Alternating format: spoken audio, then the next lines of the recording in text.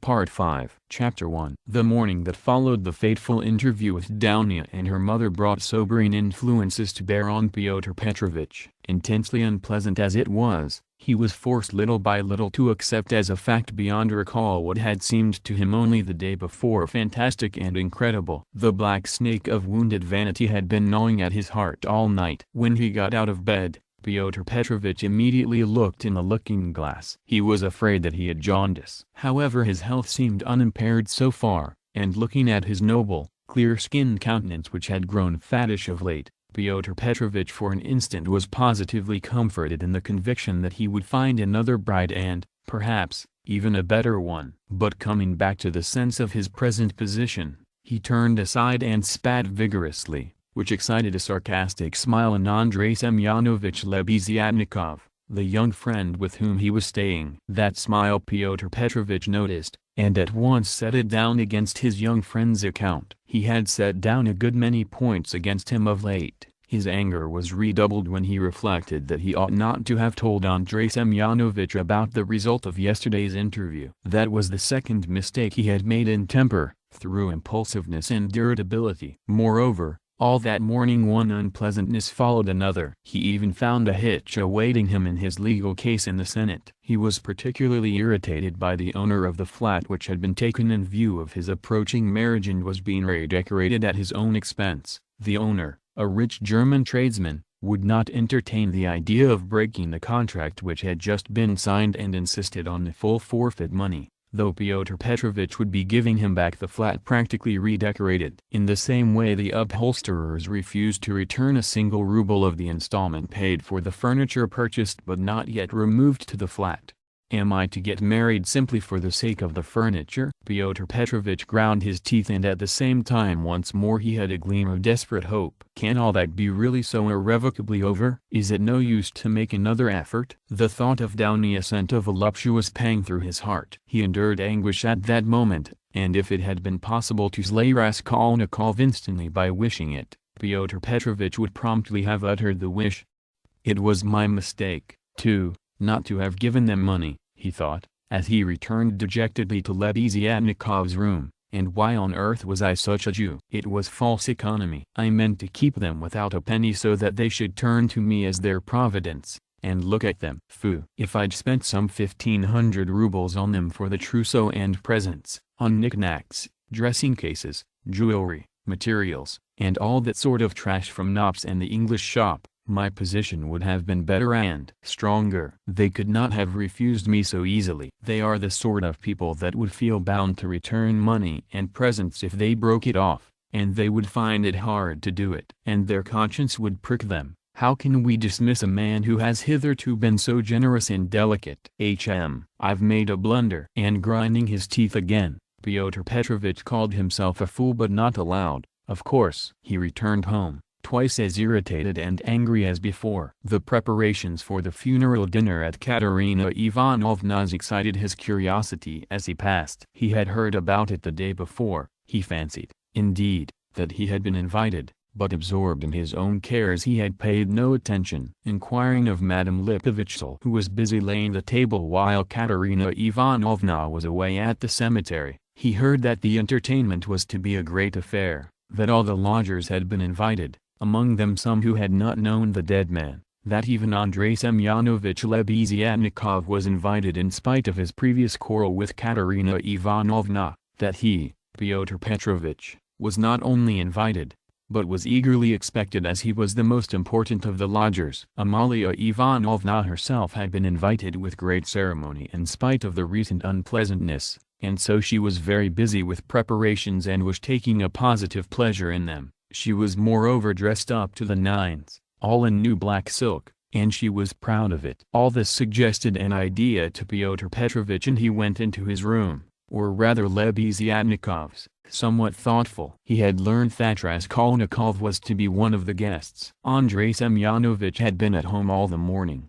The attitude of Pyotr Petrovich to this gentleman was strange, though perhaps natural. Pyotr Petrovitch had despised and hated him from the day he came to stay with him, and at the same time he seemed somewhat afraid of him. He had not come to stay with him on his arrival in Petersburg simply from parsimony, though that had been perhaps his chief object. He had heard of Andrei Semyonovitch, who had once been his ward, as a leading young progressive who was taking an important part in certain interesting circles, the doings of which were a legend in the provinces. It had impressed Pyotr Petrovitch. These powerful omniscient circles who despised everyone and showed everyone up had long inspired in him a peculiar but quite vague alarm. He had not, of course, been able to form even an approximate notion of what they meant. He, like everyone, had heard that there were, especially in Petersburg, progressives of some sort, nihilists and so on, and, like many people, he exaggerated and distorted the significance of those words to an absurd degree. What for many years past he had feared more than anything was being shown up, and this was the chief ground for his continual uneasiness at the thought of transferring his business to Petersburg. He was afraid of this as little children are sometimes panic-stricken. Some years before, when he was just entering on his own career, he had come upon 2 cases in which rather important personages in the province, patrons of his, had been cruelly shown up. One instance had ended in great scandal for the person attacked, and the other had very nearly ended in serious trouble. For this reason Pyotr Petrovitch intended to go into the subject as soon as he reached Petersburg and, if necessary, to anticipate contingencies by seeking the favor of our younger generation. He relied on Andrei Semyonovitch for this, and before his visit to Raskolnikov he had succeeded in picking up some current phrases. He soon discovered that Andrei Semyonovitch was a commonplace simpleton, but that by no means reassured Pyotr Petrovitch. Even if he had been certain that all the progressives were fools like him, it would not have allayed his uneasiness. All the doctrines, the ideas, the systems, with which Andrei Semyonovitch pestered him had no interest for him. He had his own object. He simply wanted to find out at once what was happening here. Had these people any power or not? Had he anything to fear from them? Would they expose any enterprise of his? And what precisely was now the object of their attacks? Could he somehow make up to them and get round them if they really were powerful? Was this the thing to do or not? Couldn't he gain something through them? In fact, hundreds of questions presented themselves. Andrei Semyonovitch was an anemic, scrofulous little man, with strangely flaxen mutton-chop whiskers of which he was very proud. He was a clerk and had almost always something wrong with his eyes. He was rather soft-hearted, but self-confident and sometimes extremely conceited in speech, which had an absurd effect, incongruous with his little figure. He was one of the lodgers most respected by Amalia Ivanovna, for he did not get drunk and paid regularly for his lodgings. Andrei Semyonovitch really was rather stupid. He attached himself to the cause of progress and our younger generation from enthusiasm. He was one of the numerous and varied legion of dullards, of half-animate abortions, conceited, half-educated coxcombs, who attach themselves to the idea most in fashion only to vulgarize it, and who caricature every cause they serve, however sincerely.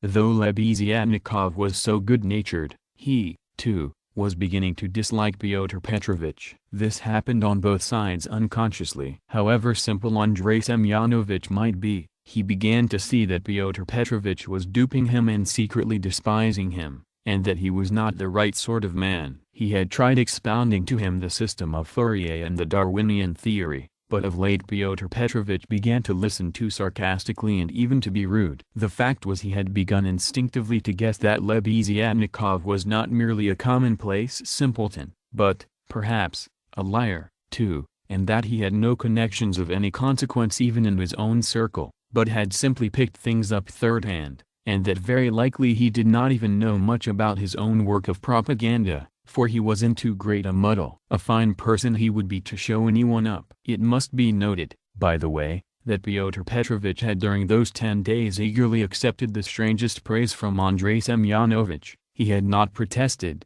for instance, when Andrei Semyonovitch belittled him for being ready to contribute to the establishment of the new commune, or to abstain from christening his future children, or to acquiesce if Downie were to take a lover a month after marriage, and so on. Pyotr Petrovitch so enjoyed hearing his own praises that he did not disdain even such virtues when they were attributed to him. Pyotr Petrovich had had occasion that morning to realize some 5% bonds, and now he sat down to the table and counted over bundles of notes. Andrei Semyonovich, who hardly ever had any money, walked about the room pretending to himself to look at all those bank notes with indifference and even contempt. Nothing would have convinced Pyotr Petrovich that Andrei Semyonovich could really look on the money unmoved, and the latter, on his side, kept thinking bitterly that Pyotr Petrovich was capable of entertaining such an idea about him, and was, perhaps, glad of the opportunity of teasing his young friend by reminding him of his inferiority and the great difference between them.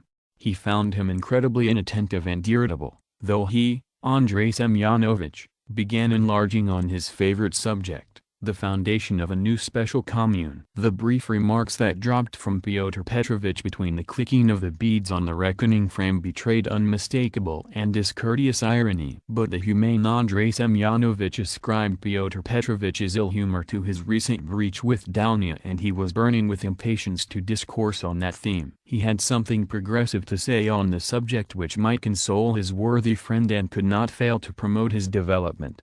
"There is some sort of festivity being prepared at the widow's, isn't there?" Pyotr Petrovich asked suddenly, interrupting Andrei Semyonovich at the most interesting passage. "Why, don't you know?" "Why, I was telling you last night what I think about all such ceremonies." "And she invited you too, I heard." "You were talking to her yesterday." "I should never have expected that beggarly fool would have spent on this feast all the money she got from that other fool, Raskolnikov. I was surprised just now as I came through at the preparations there, the wines. Several people are invited." "It's beyond everything," continued Pyotr Petrovich, who seemed to have some object in pursuing the conversation. "What? You say I am asked too? When was that?" "I don't remember." "But I shan't go." "Why should I?" "I only said a word to her in passing yesterday of the possibility of her obtaining a year's salary as a destitute widow of a government clerk." "I suppose she has invited me on that account, hasn't she?" "He. I don't intend to go either," said Lebeziatnikov. "I should think not,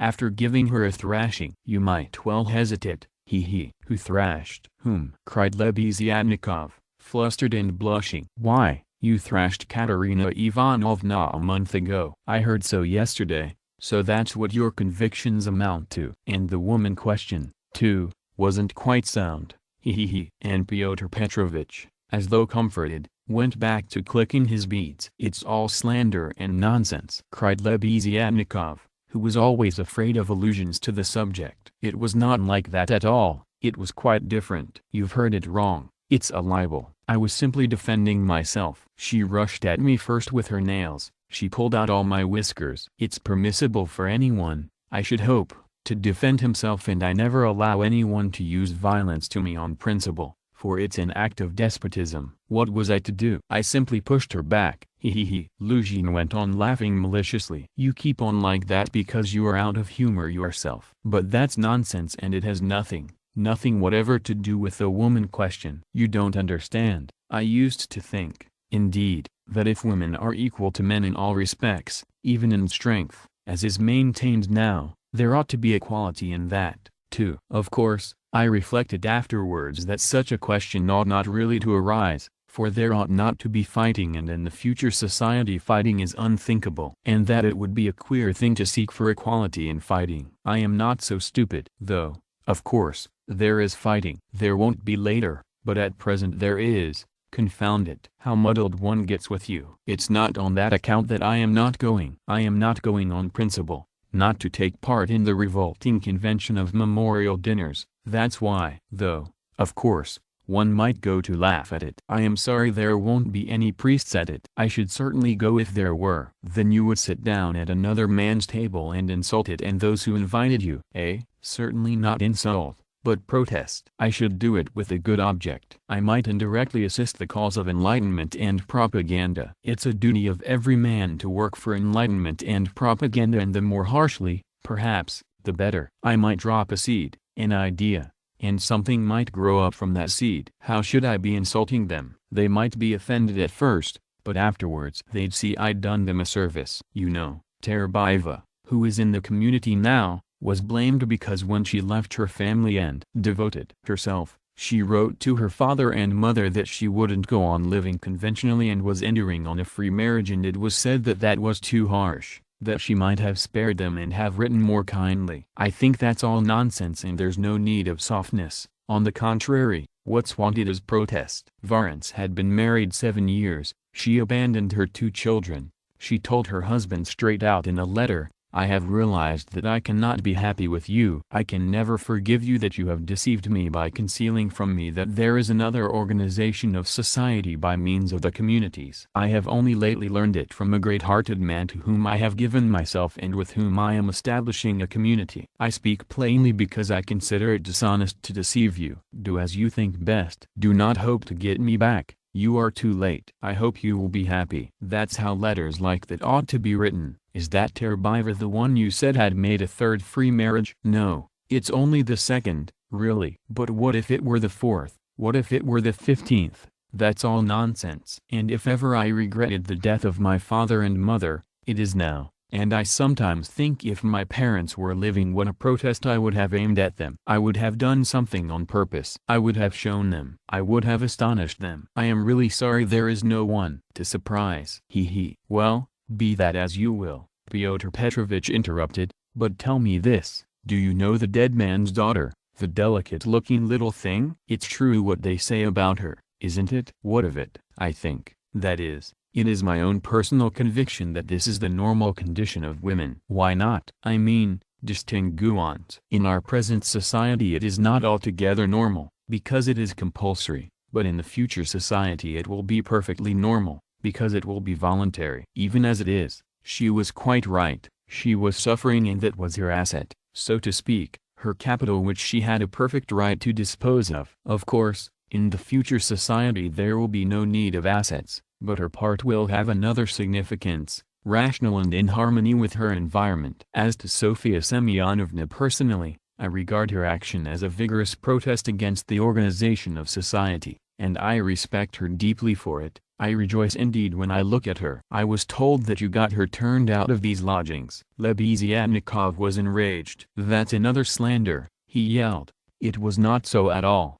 That was all Katerina Ivanovna's invention, for she did not understand. And I never made love to Sofia Semyonovna. I was simply developing her, entirely disinterestedly, trying to rouse her to protest. All I wanted was her protest, and Sofia Semyonovna could not have remained here anyway. Have you asked her to join your community? You keep on laughing and very inappropriately. Allow me to tell you. You don't understand. There is no such role in a community. The community is established that there should be no such roles. In a community, such a role is essentially transformed, and what is stupid here is sensible there. What, under present conditions, is unnatural becomes perfectly natural in the community. It all depends on the environment. It's all the environment, and man himself is nothing. And I am on good terms with Sofia Semyonovna to this day, which is a proof that she never regarded me as having wronged her. I am trying now to attract her to the community, but on quite a different footing. What are you laughing at? We are trying to establish a community of our own, a special one, on a broader basis. We have gone further in our convictions. We reject more. And meanwhile I'm still developing Sofia Semyonovna. She has a beautiful character. And you take advantage of her fine character, eh? No. Oh, no. On the contrary. Oh, on the contrary. A queer thing to say. Believe me. Why should I disguise it? In fact, I feel it strange myself how timid, chaste and modern she is with me. And you, of course, are developing her.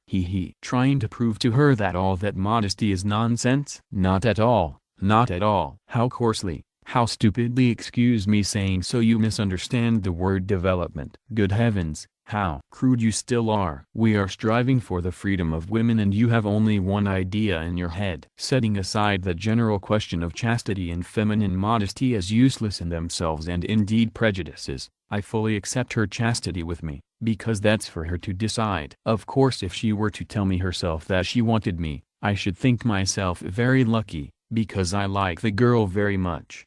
But as it is, no one has ever treated her more courteously than I, with more respect for her dignity. I wait in hopes, that's all. You had much better make her a present of something. I bet you never thought of that. You don't understand, as I've told you already. Of course, She is in such a position. But it's another question, quite another question. You simply despise her. Seeing a fact which you mistakenly consider deserving of contempt, you refuse to take a humane view of a fellow creature. You don't know what a character she is. I am only sorry that of late she has quite given up reading and borrowing books. I used to lend them to her. I am sorry, too, that with all the energy and resolution in protesting which she has already shown once, she has little self-reliance, little, so to say, independence, so as to break free from certain prejudices and certain foolish ideas. Yet she thoroughly understands some questions, for instance about kissing of hands, that is, that it's an insult to a woman for a man to kiss her hand,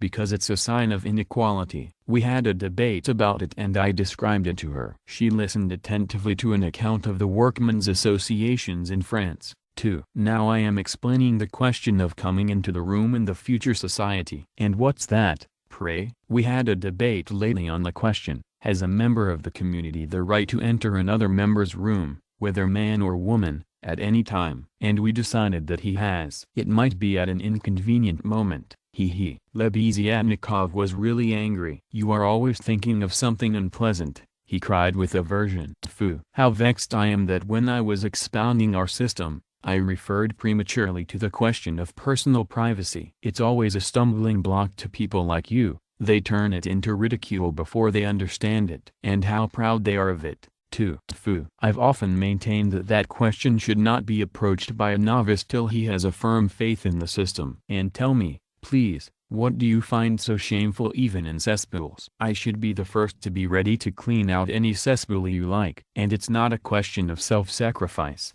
It's simply work, honorable, useful work which is as good as any other and much better than the work of a Raphael and a Pushkin, because it is more useful and more honorable, What do you mean by more honorable? I don't understand such expressions to describe human activity. More honorable, nobler, all those are old-fashioned prejudices which I reject. Everything which is of use to mankind is honorable. I only understand one word, useful. You can snigger as much as you like, but that's so. Pyotr Petrovitch laughed heartily. He had finished counting the money and was putting it away. But some of the notes he left on the table. The cesspool question had already been a subject of dispute between them. What was absurd was that it made Lebeziatnikov really angry, while it amused Luzhin, and at that moment he particularly wanted to anger his young friend. "It's your ill luck yesterday that makes you so ill-humored and annoying," blurted out Lebeziatnikov, who in spite of his independence and his protests did not venture to oppose Pyotr Petrovitch and still behaved to him with some of the respect habitual in earlier years. "You'd better tell me this," Pyotr Petrovitch interrupted with haughty displeasure. "Can you? Or rather, are you really friendly enough with that young person to ask her to step in here for a minute? I think they've all come back from the cemetery. I heard the sound of steps. I want to see her, that young person." "What for?" Lebeziatnikov asked with surprise. "Oh, I want to. I am leaving here today or tomorrow and therefore I wanted to speak to her about. However, you may be present during the interview. It's better you should be, indeed, for there's no knowing what you might imagine." "I shan't imagine anything. I only asked, and, if you've anything to say to her, nothing is easier than to call her in. I'll go directly and you may be sure I won't be in your way." 5 minutes later Lebeziatnikov came in with Sonia. She came in very much surprised and overcome with shyness as usual. She was always shy in such circumstances and was always afraid of new people. She had been as a child and was even more so now. Pyotr Petrovitch met her politely and affably,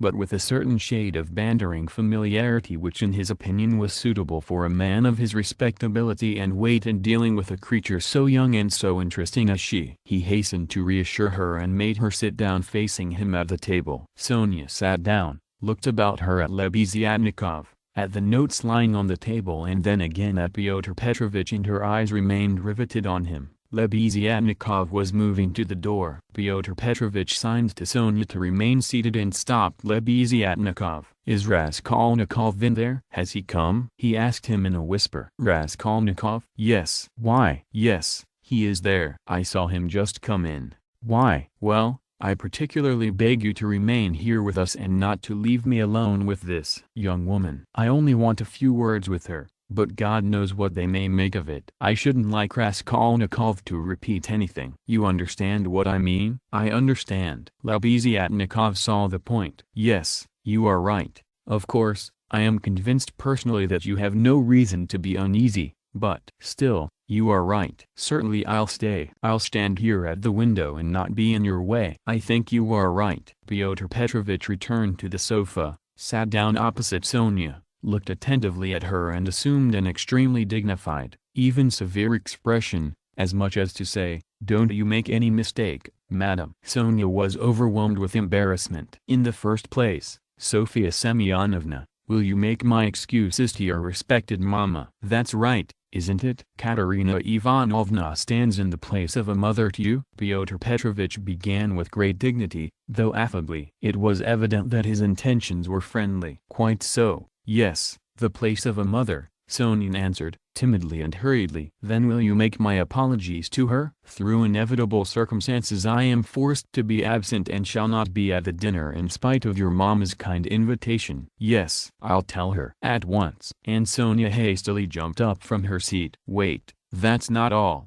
Pyotr Petrovich detained her, smiling at her simplicity and ignorance of good manners. "And you know me little, my dear Sofia Semyonovna. If you suppose I would have ventured to trouble a person like you for a matter of so little consequence affecting myself only, I have another object." Sonia sat down hurriedly. Her eyes rested again for an instant on the gray and rainbow-colored notes that remained on the table, but she quickly looked away and fixed her eyes on Pyotr Petrovich. She felt it horribly indecorous, especially for her, to look at another person's money. She stared at the gold eyeglass which Pyotr Petrovich held in his left hand and at the massive and extremely handsome ring with a yellow stone on his middle finger. But suddenly she looked away and, not knowing where to turn, ended by staring Pyotr Petrovich again straight in the face. After a pause of still greater dignity he continued, "I chanced yesterday in passing to exchange a couple of words with Katerina Ivanovna. Poor woman. That was sufficient to enable me to ascertain that she is in a position preternatural, if one may so express it." "Yes, preternatural," Sonia hurriedly assented. "Or it would be simpler and more comprehensible to say, ill." "Yes, simpler and more comprehend." "Yes, ill." "Quite so." "So then from a feeling of humanity and so to speak compassion, I should be glad to be of service to her in any way. Foreseeing her unfortunate position, I believe the whole of this poverty-stricken family depends now entirely on you." "Allow me to ask." Sonia rose to her feet. "Did you say something to her yesterday of the possibility of a pension? Because she told me you had undertaken to get her one." "Was that true?" "Not in the slightest, and indeed it's an absurdity. I merely hinted at her obtaining temporary assistance as the widow of an official who had died in the service if only she has patronage. But apparently your late parent had not served his full term and had not indeed been in the service at all of late. In fact, if there could be any hope, it would be very ephemeral, because there would be no claim for assistance in that case, far from it. And she is dreaming of a pension already. He he he. A go-ahead lady." "Yes, she is. For she is credulous and good-hearted, and she believes everything from the goodness of her heart and she is like that." "Yes." "You must excuse her," said Sonia, and again she got up to go. "But you haven't heard what I have to say." "No, I haven't heard," muttered Sonia. "Then sit down." She was terribly confused. She sat down again a third time. Seeing her position with her unfortunate little ones, "I should be glad, as I have said before, so far as lies in my power, to be of service, that is, so far as is in my power, not more." One might for instance get up a subscription for her, or a lottery, something of the sort, such as is always arranged in such cases by friends or even outsiders desirous of assisting people. "It was of that I intended to speak to you. It might be done." "Yes, yes." "God will repay you for it," faltered Sonia, gazing intently at Pyotr Petrovich. "It might be. But we will talk of it later. We might begin it today. We will talk it over this evening and lay the foundation so to speak. Come to me at 7 o'clock. Mr. Lebeziatnikov, I hope, will assist us. But there is one circumstance of which I ought to warn you beforehand and for which I venture to trouble you, Sofia Semyonovna, to come here. In my opinion money cannot be. Indeed it's unsafe to put it into Katerina Ivanovna's own hands. The dinner today is a proof of that. Though she has not, so to speak, a crust of bread for tomorrow and, well, boots or shoes, or anything, she has bought today to make a rum, and even, I believe, Madeira and coffee. I saw it as I passed through. Tomorrow it will all fall upon you again. They won't have a crust of bread. It's absurd, really, and so, to my thinking, a subscription ought to be raised so that the unhappy widow should not know of the money, but only you, for instance. Am I right? I don't know. This is only today. Once in her life. She was so anxious to do honor, to celebrate the memory. And she is very sensible. But just as you think and I shall be very, they will all be. And God will reward. And the orphans. Sonia burst into tears. Very well, then, keep it in mind. And now will you accept for the benefit of your relation the small sum that I am able to spare? From me personally, I am very anxious that my name should not be mentioned in connection with it. Here, having so to speak anxieties of my own, I cannot do more. And Pyotr Petrovitch held out to Sonia a 10-ruble note carefully unfolded. Sonia took it, flushed crimson, jumped up, muttered something and began taking leave. Pyotr Petrovitch accompanied her ceremoniously to the door. She got out of the room at last, agitated and distressed, and returned to Katerina Ivanovna, overwhelmed with confusion. All this time Lebeziatnikov had stood at the window or walked about the room, anxious not to interrupt the conversation. When Sonia had gone he walked up to Pyotr Petrovitch and solemnly held out his hand. "I heard and saw everything," he said, laying stress on the last verb. "That is honorable, I mean to say, it's humane. You wanted to avoid gratitude, I saw. And although I cannot, I confess, in principle sympathize with private charity, for it not only fails to eradicate the evil but even promotes it, yet I must admit that I saw your action with pleasure. Yes, I like it." "That's all nonsense," muttered Pyotr Petrovitch, somewhat disconcerted, looking carefully at Lebeziatnikov. "No, it's not nonsense. A man who has suffered distress and annoyance as you did yesterday and who yet can sympathize with the misery of others, such a man, even though he is making a social mistake, is still deserving of respect. I did not expect it indeed of you, Pyotr Petrovitch, especially as according to your ideas." "Oh, what a drawback your ideas are to you! How distressed you are, for instance, by your ill luck yesterday," cried the simple-hearted Lebeziatnikov, who felt a return of affection for Pyotr Petrovitch. "And, what do you want with marriage, with legal marriage, my dear, noble Pyotr Petrovitch? Why do you cling to this legality of marriage?" "Well, you may beat me if you like, but I am glad, positively glad it hasn't come off, that you are free, that you are not quite lost for humanity. You see, I've spoken my mind. Because I don't want in your free marriage to be made a fool of and to bring up another man's children. That's why I want legal marriage," Luzhin replied in order to make some answer. He seemed preoccupied by something. "Children? You referred to children." Lebeziatnikov started off like a war horse at the trumpet call. "Children are a social question and a question of first importance, I agree. But the question of children has another solution. Some refuse to have children altogether, because they suggest the institution of the family. We'll speak of children later, but now as to the question of honor, I confess that's my weak point. That horrid, military, Pushkin expression is unthinkable in the dictionary of the future. What does it mean indeed? It's nonsense. There will be no deception in a free marriage. That is only the natural consequence of a legal marriage. So to say, it's corrective, a protest. So that indeed it's not humiliating. And if I ever, to suppose an absurdity, were to be legally married, I should be positively glad of it. I should say to my wife, 'My dear, hitherto I have loved you, now I respect you, for you've shown you can protest.' You laugh. That's because you are incapable of getting away from prejudices. Confound it all. I understand now where the unpleasantness is of being deceived in a legal marriage. But it's simply a despicable consequence of a despicable position in which both are humiliated. When the deception is open, as in a free marriage, then it does not exist, it's unthinkable. Your wife will only prove how she respects you by considering you incapable of opposing her happiness and avenging yourself on her for her new husband. Damn it all, I sometimes dream if I were to be married, I mean if I were to marry, legally or not. It's just the same. I should present my wife with a lover if she had not found one for herself. 'My dear,' I should say, 'I love you, But even more than that, I desire you to respect me. See, am I not right?" Pyotr Petrovitch sniggered as he listened, but without much merriment. He hardly heard it indeed. He was preoccupied with something else, and even Lebeziatnikov at last noticed it. Pyotr Petrovitch seemed excited and rubbed his hands. Lebeziatnikov remembered all this and reflected upon it afterwards. Chapter 2. It would be difficult to explain exactly what could have originated the idea of that senseless dinner in Katerina Ivanovna's disordered brain. Nearly 10 of the 20 rubles,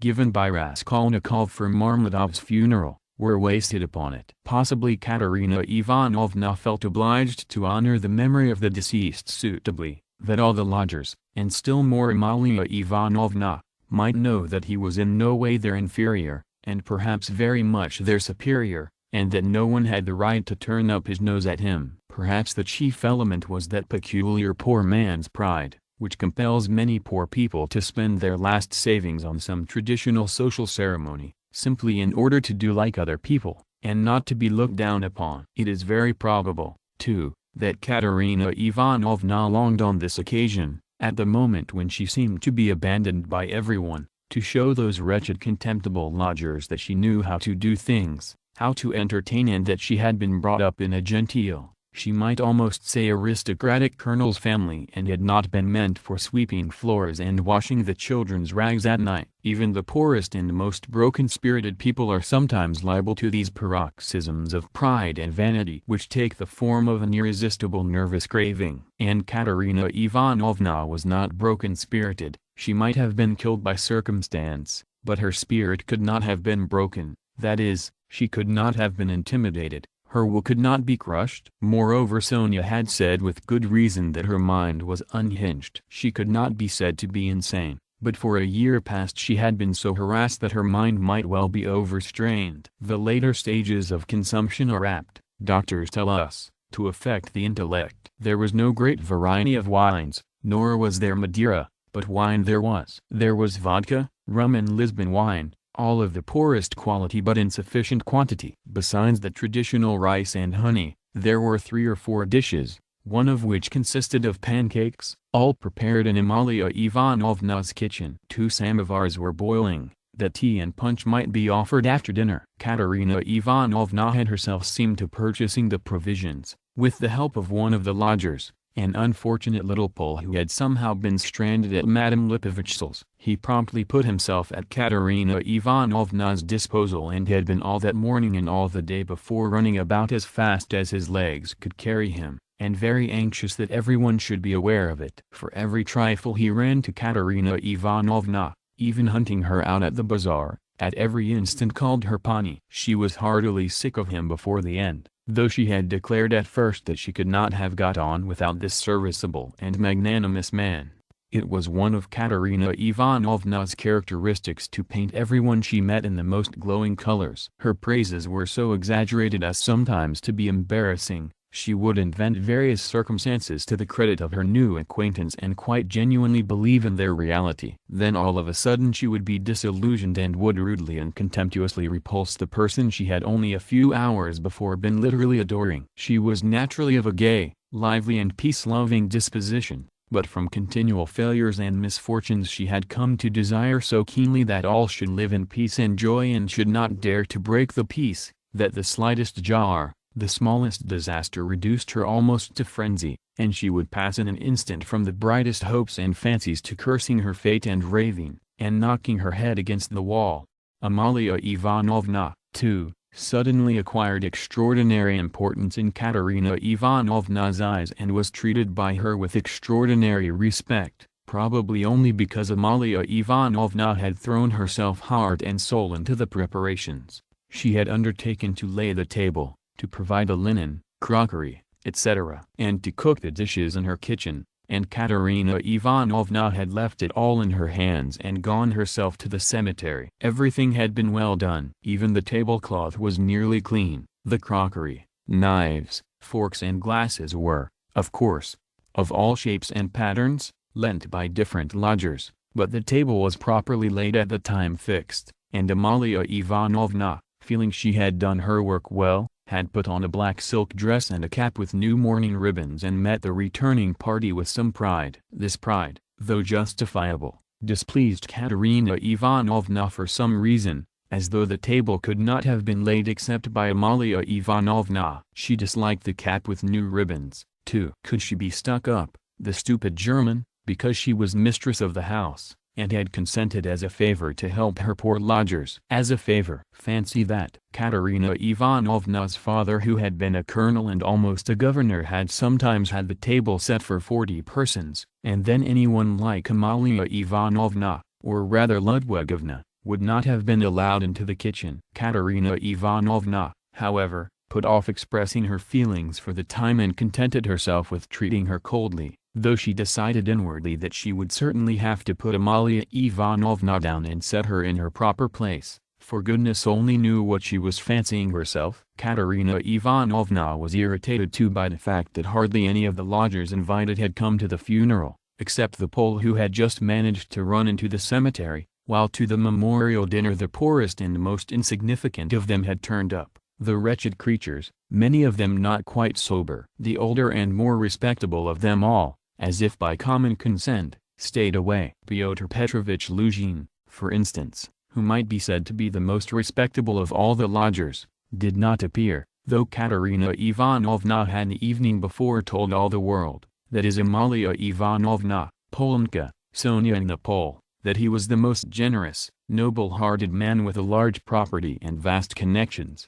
who had been a friend of her first husband's, and a guest in her father's house, and that he had promised to use all his influence to secure her a considerable pension. It must be noted that when Katerina Ivanovna exalted anyone's connections and fortune, it was without any ulterior motive, quite disinterestedly, for the mere pleasure of adding to the consequence of the person praised. Probably taking his cue from Luzhin, that contemptible wretch Lebeziatnikov had not turned up either. What did he fancy himself? He was only asked out of kindness and because he was sharing the same room with Pyotr Petrovich and was a friend of his, so that it would have been awkward not to invite him. Among those who failed to appear were the genteel lady and her old maidish daughter, who had only been lodgers in the house for the last fortnight, but had several times complained of the noise and uproar in Katerina Ivanovna's room, especially when Marmeladov had come back drunk. Katerina Ivanovna heard this from Amalia Ivanovna who,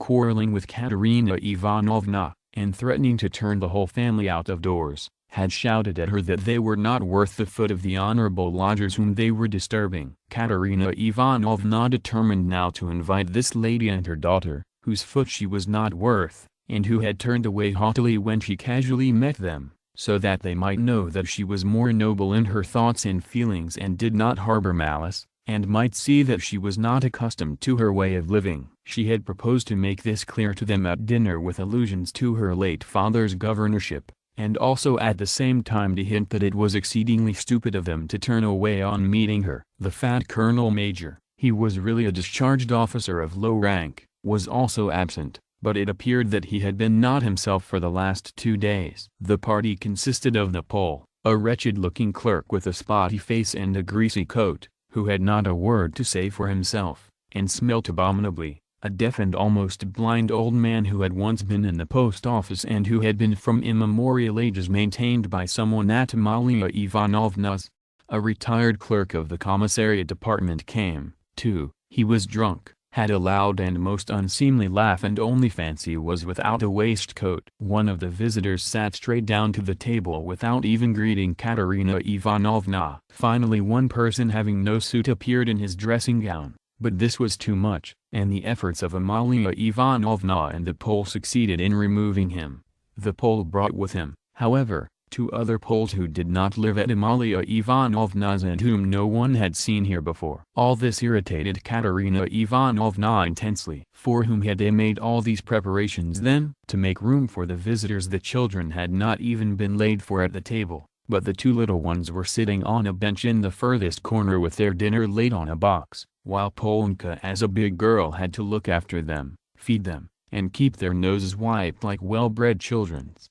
Katerina Ivanovna, in fact, could hardly help meeting her guests with increased dignity, and even haughtiness. She stared at some of them with special severity, and loftily invited them to take their seats. Rushing to the conclusion that Amalia Ivanovna must be responsible for those who were absent, she began treating her with extreme nonchalance, which the latter promptly observed and resented. Such a beginning was no good omen for the end. All were seated at last. Raskolnikov came in almost at the moment of their return from the cemetery. Katerina Ivanovna was greatly delighted to see him, in the first place, because he was the one educated visitor, and, as everyone knew, was in 2 years to take a professorship in the university, and secondly because he immediately and respectfully apologized for having been unable to be at the funeral. She positively pounced upon him, and made him sit on her left hand. Amalia Ivanovna was on her right. In spite of her continual anxiety that the dishes should be passed round correctly and that everyone should taste them,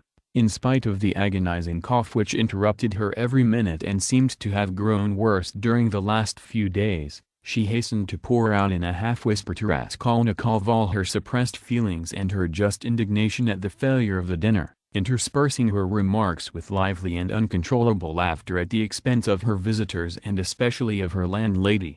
"It's all that cuckoo's fault. You know whom I mean, sir?"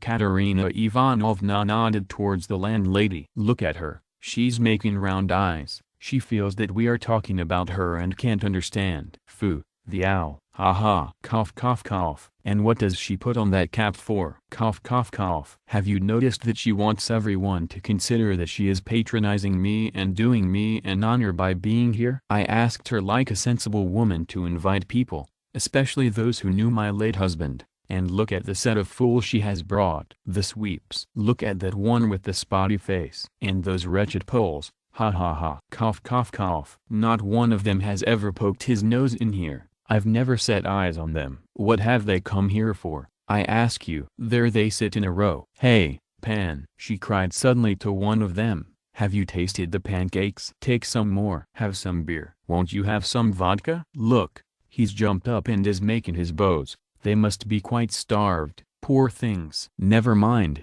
let them eat. They don't make noise, anyway, though I'm really afraid for our landlady's silver spoons. Amalia Ivanovna," she addressed her suddenly, almost aloud, "if your spoons should happen to be stolen, I won't be responsible, I warn you." Ha ha ha. She laughed, turning to Raskolnikov, and again nodding towards the landlady, in high glee at her sally. She didn't understand again. "Look how she sits with her mouth open. An owl, a real owl. An owl in new ribbons. Ha ha ha." Here her laugh turned again to an insufferable fit of coughing that lasted 5 minutes. Drops of perspiration stood out on her forehead and her handkerchief was stained with blood. She showed Raskolnikov the blood in silence, and as soon as she could get her breath began whispering to him again with extreme animation and a hectic flush on her cheeks.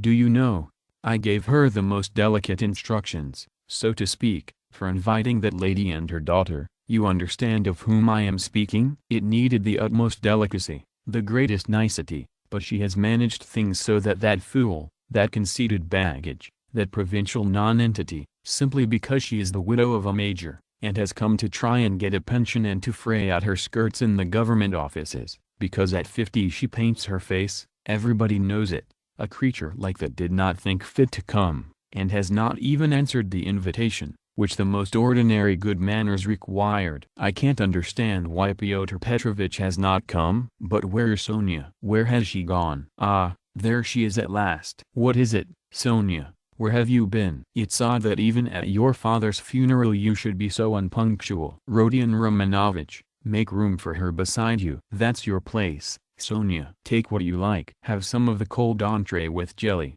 That's the best. They'll bring the pancakes directly. Have they given the children some? Polenka, have you got everything? Cough cough cough. That's all right. Be a good girl, Lida, and, Kolya, don't fidget with your feet. Sit like a little gentleman. What are you saying, Sonia? Sonia hastened to give her Pyotr Petrovitch's apologies, trying to speak loud enough for everyone to hear and carefully choosing the most respectful phrases which she attributed to Pyotr Petrovitch. She added that Pyotr Petrovitch had particularly told her to say that, as soon as he possibly could, he would come immediately to discuss business alone with her and to consider what could be done for her, etc., etc. Sonia knew that this would comfort Katerina Ivanovna, would flatter her and gratify her pride. She sat down beside Raskolnikov, she made him a hurried bow, glancing curiously at him. But for the rest of the time she seemed to avoid looking at him or speaking to him. She seemed absent-minded, though she kept looking at Katerina Ivanovna, trying to please her. Neither she nor Katerina Ivanovna had been able to get mourning.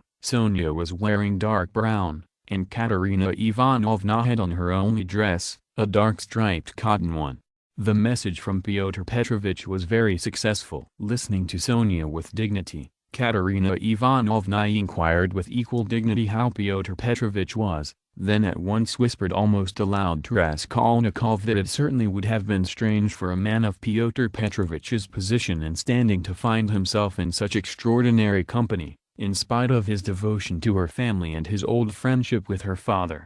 "That's why I am so grateful to you, Rodion Romanovich, that you have not disdained my hospitality, even in such surroundings," she added almost aloud. "But I am sure that it was only your special affection for my poor husband that has made you keep your promise." Then once more with pride and dignity she scanned her visitors, and suddenly inquired aloud across the table of the deaf man, "Wouldn't he have some more meat, and had he been given some wine?" The old man made no answer and for a long while could not understand what he was asked, though his neighbors amused themselves by poking and shaking him. He simply gazed about him with his mouth open, which only increased the general mirth. "What an imbecile! Look, look! Why was he brought?" But as to Pyotr Petrovich, I always had confidence in him, Katerina Ivanovna continued, "and, of course, he is not like—" With an extremely stern face she addressed Amalia Ivanovna so sharply and loudly that the latter was quite disconcerted. "Not like your dressed-up draggle-tails whom my father would not have taken as cooks into his kitchen, and my late husband would have done them honor if he had invited them in the goodness of his heart." "Yes, he was fond of drink, he was fond of it, he did drink," cried the commissariat clerk, gulping down his 12th glass of vodka. "My late husband certainly had that weakness, and everyone knows it." Katerina Ivanovna attacked him at once, "but he was a kind and honorable man, who loved and respected his family. The worst of it was his good nature made him trust all sorts of disreputable people, and he drank with fellows who were not worth the sole of his shoe. Would you believe it, Rodion Romanovich, they found a gingerbread cock in his pocket. He was dead drunk, but he did not forget the children." "A cock? Did you say a cock?" shouted the commissariat clerk. Katerina Ivanovna did not vouchsafe a reply. She sighed, lost in thought. "No doubt you think, like everyone, that I was too severe with him," she went on, addressing Raskolnikov. "But that's not so. He respected me very much. He was a kind-hearted man. And how sorry I was for him sometimes. He would sit in a corner and look at me. I used to feel so sorry for him. I used to want to be kind to him and then would think to myself, be kind to him and he will drink again. It was only by severity that you could keep him within bounds." "Yes, he used to get his hair pulled pretty often," roared the commissariat clerk again, swallowing another glass of vodka. "Some fools would be the better for a good drubbing, as well as having their hair pulled." "I am not talking of my late husband now," Katerina Ivanovna snapped at him. The flush on her cheeks grew more and more marked, her chest heaved. In another minute she would have been ready to make a scene. Many of the visitors were sniggering, evidently delighted. They began poking the commissariat clerk and whispering something to him. They were evidently trying to egg him on. "Allow me to ask, what are you alluding to?" began the clerk. "That is to say, whose? About whom, did you say just now?" "But I don't care." "That's nonsense." "Widow, I forgive you. Pass." And he took another drink of vodka. Raskolnikov sat in silence, listening with disgust. He only ate from politeness, just tasting the food that Katerina Ivanovna was continually putting on his plate, to avoid hurting her feelings. He watched Sonia intently. But Sonia became more and more anxious and distressed. She, too, foresaw that the dinner would not end peaceably, and saw with terror Katerina Ivanovna's growing irritation. She knew that she, Sonia, was the chief reason for the genteel lady's contemptuous treatment of Katerina Ivanovna's invitation. She had heard from Amalia Ivanovna that the mother was positively offended at the invitation and had asked the question, how could she let her daughter sit down beside that young person? Sonia had a feeling that Katerina Ivanovna had already heard this, and an insult to Sonia meant more to Katerina Ivanovna than an insult to herself, her children, or her father. Sonia knew that Katerina Ivanovna would not be satisfied now, till she had shown those draggle-tails that they were both. To make matters worse, someone passed Sonia, from the other end of the table, a plate with 2 hearts pierced with an arrow, cut out of black bread. Katerina Ivanovna flushed crimson and at once said aloud across the table that the man who sent it was a drunken ass. Amalia Ivanovna was foreseeing something amiss, and at the same time deeply wounded by Katerina Ivanovna's haughtiness, and to restore the good humor of the company and raise herself in their esteem, she began, apropos of nothing, telling a story about an acquaintance of hers, Karl from the chemist's, who was driving one night in a cab, and that the cabman wanted him to kill, and Karl very much begged him not to kill, and wept and clasped hands, and frightened and from fear pierced his heart. Though Katerina Ivanovna smiled, she observed at once that Amalia Ivanovna ought not to tell anecdotes in Russian. The latter was still more offended, and she retorted that her Vater aus Berlin was a very important man, and always went with his hands in pockets. Katerina Ivanovna could not restrain herself and laughed so much that Amalia Ivanovna lost patience and could scarcely control herself. "Listen to the owl," Katerina Ivanovna whispered at once, her good humor almost restored. She meant to say he kept his hands in his pockets, but she said he put his hands in people's pockets. Cough cough. "And have you noticed, Rodion Romanovich, that all these Petersburg foreigners, the Germans especially, are all stupider than we? Can you fancy any one of us telling how Karl from the chemist's pierced his heart from fear, and that the idiot, instead of punishing the cabman, clasped his hands and wept, and much begged? Ah, the fool! And you know she fancies it's very touching and does not suspect how stupid she is. To my thinking that drunken commissariat clerk is a great deal cleverer. Anyway, one can see that he has addled his brains with drink. But you know, these foreigners are always so well behaved and serious. Look how she sits glaring. She is angry. Ha ha. Cough cough cough." Regaining her good humor, Katerina Ivanovna began at once telling Raskolnikov that when she had obtained her pension,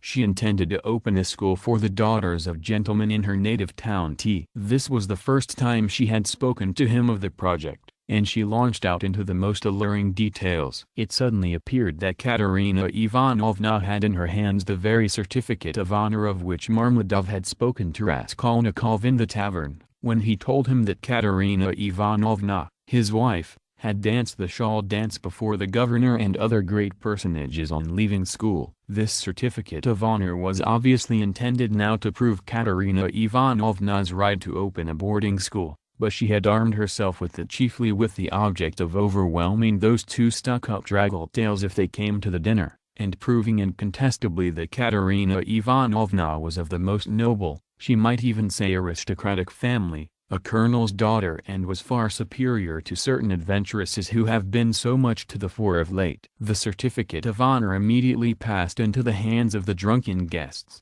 and Katerina Ivanovna did not try to retain it, for it actually contained the statement in toute lettres, that her father was of the rank of a major, and also a companion of an order, so that she really was almost the daughter of a colonel. Warming up, Katerina Ivanovna proceeded to enlarge on the peaceful and happy life they would lead in T, on the gymnasium teachers whom she would engage to give lessons in her boarding school, one a most respectable old Frenchman, one Mangat, who had taught Katerina Ivanovna herself in old days and was still living in T, and would no doubt teach in her school on moderate terms. Next she spoke of Sonia, who would go with her to T, and help her in all her plans. At this someone at the further end of the table gave a sudden guffaw. Though Katerina Ivanovna tried to appear to be disdainfully unaware of it, she raised her voice and began at once speaking with conviction of Sonia's undoubted ability to assist her, of her gentleness, patience, devotion, generosity and good education, tapping Sonia on the cheek and kissing her warmly twice. Sonia flushed crimson, and Katerina Ivanovna suddenly burst into tears, immediately observing that she was nervous and silly, that she was too much upset,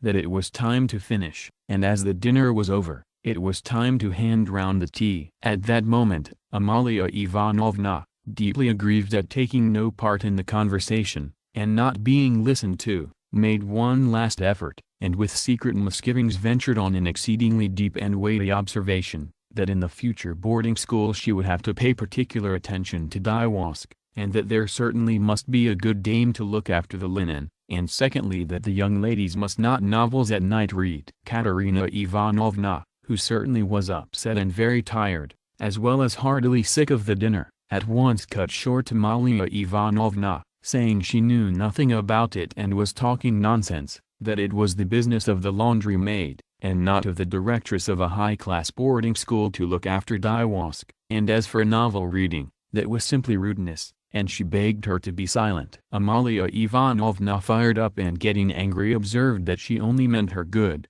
and that she had meant her very good, and that it was long since she had paid her gold for the lodgings. Katerina Ivanovna at once set her down, saying that it was a lie to say she wished her good, because only yesterday when her dead husband was lying on the table, she had worried her about the lodgings. To this Amalia Ivanovna very appropriately observed that she had invited those ladies, but those ladies had not come, because those ladies are ladies and cannot come to a lady who is not a lady. Katerina Ivanovna at once pointed out to her, that as she was a slut she could not judge what made one really a lady. Amalia Ivanovna at once declared that her Vater aus Berlin was a very, very important man, and both hands and pockets went, and always used to say, "Poof, poof." And she leapt up from the table to represent her father, sticking her hands in her pockets, puffing her cheeks, and uttering vague sounds resembling poof, poof, amid loud laughter from all the lodgers, who purposely encouraged Amalia Ivanovna,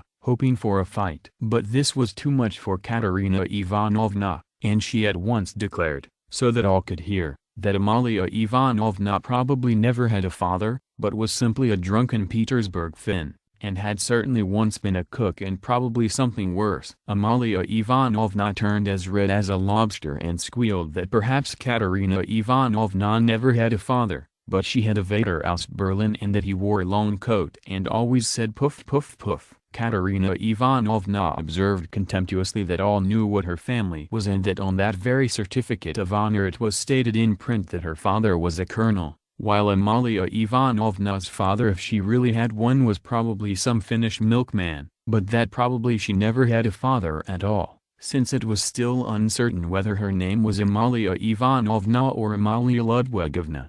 At this Amalia Ivanovna, lashed to fury, struck the table with her fist, and shrieked that she was Amalia Ivanovna, and not Ludwigovna, that her Vater was named Johann and that he was a burgomaster, and that Katerina Ivanovna's Vater was quite never a burgomaster. Katerina Ivanovna rose from her chair, and with a stern and apparently calm voice, though she was pale and her chest was heaving, observed that if she dared for one moment to set her contemptible wretch of a father on a level with her papa, she, Katerina Ivanovna, would tear her cap off her head and trample it underfoot. Amalia Ivanovna ran about the room, shouting at the top of her voice, that she was mistress of the house and that Katerina Ivanovna should leave the lodgings that minute. Then she rushed for some reason to collect the silver spoons from the table. There was a great outcry and uproar. The children began crying. Sonia ran to restrain Katerina Ivanovna, but when Amalia Ivanovna shouted something about the yellow ticket, Katerina Ivanovna pushed Sonia away, and rushed at the landlady to carry out her threat. At that minute the door opened, and Pyotr Petrovitch Luzhin appeared on the threshold. He stood scanning the party with severe and vigilant eyes. Katerina Ivanovna rushed to him. Chapter 3. Pyotr Petrovitch, she cried, protect me. You at least make this foolish woman understand that she can't behave like this to a lady in misfortune. That there is a law for such things. I'll go to the Governor-General himself. She shall answer for it. Remembering my father's hospitality, protect these orphans. Allow me, madam. Allow me. Pyotr Petrovitch waved her off. Your papa, as you are well aware, I had not the honor of knowing. Someone laughed aloud. And I do not intend to take part in your everlasting squabbles with Amalia Ivanovna. I have come here to speak of my own affairs. And I want to have a word with your stepdaughter, Sofia Ivanovna, I think it is. Allow me to pass. Pyotr Petrovitch, edging by her, went to the opposite corner where Sonia was. Katerina Ivanovna remained standing where she was,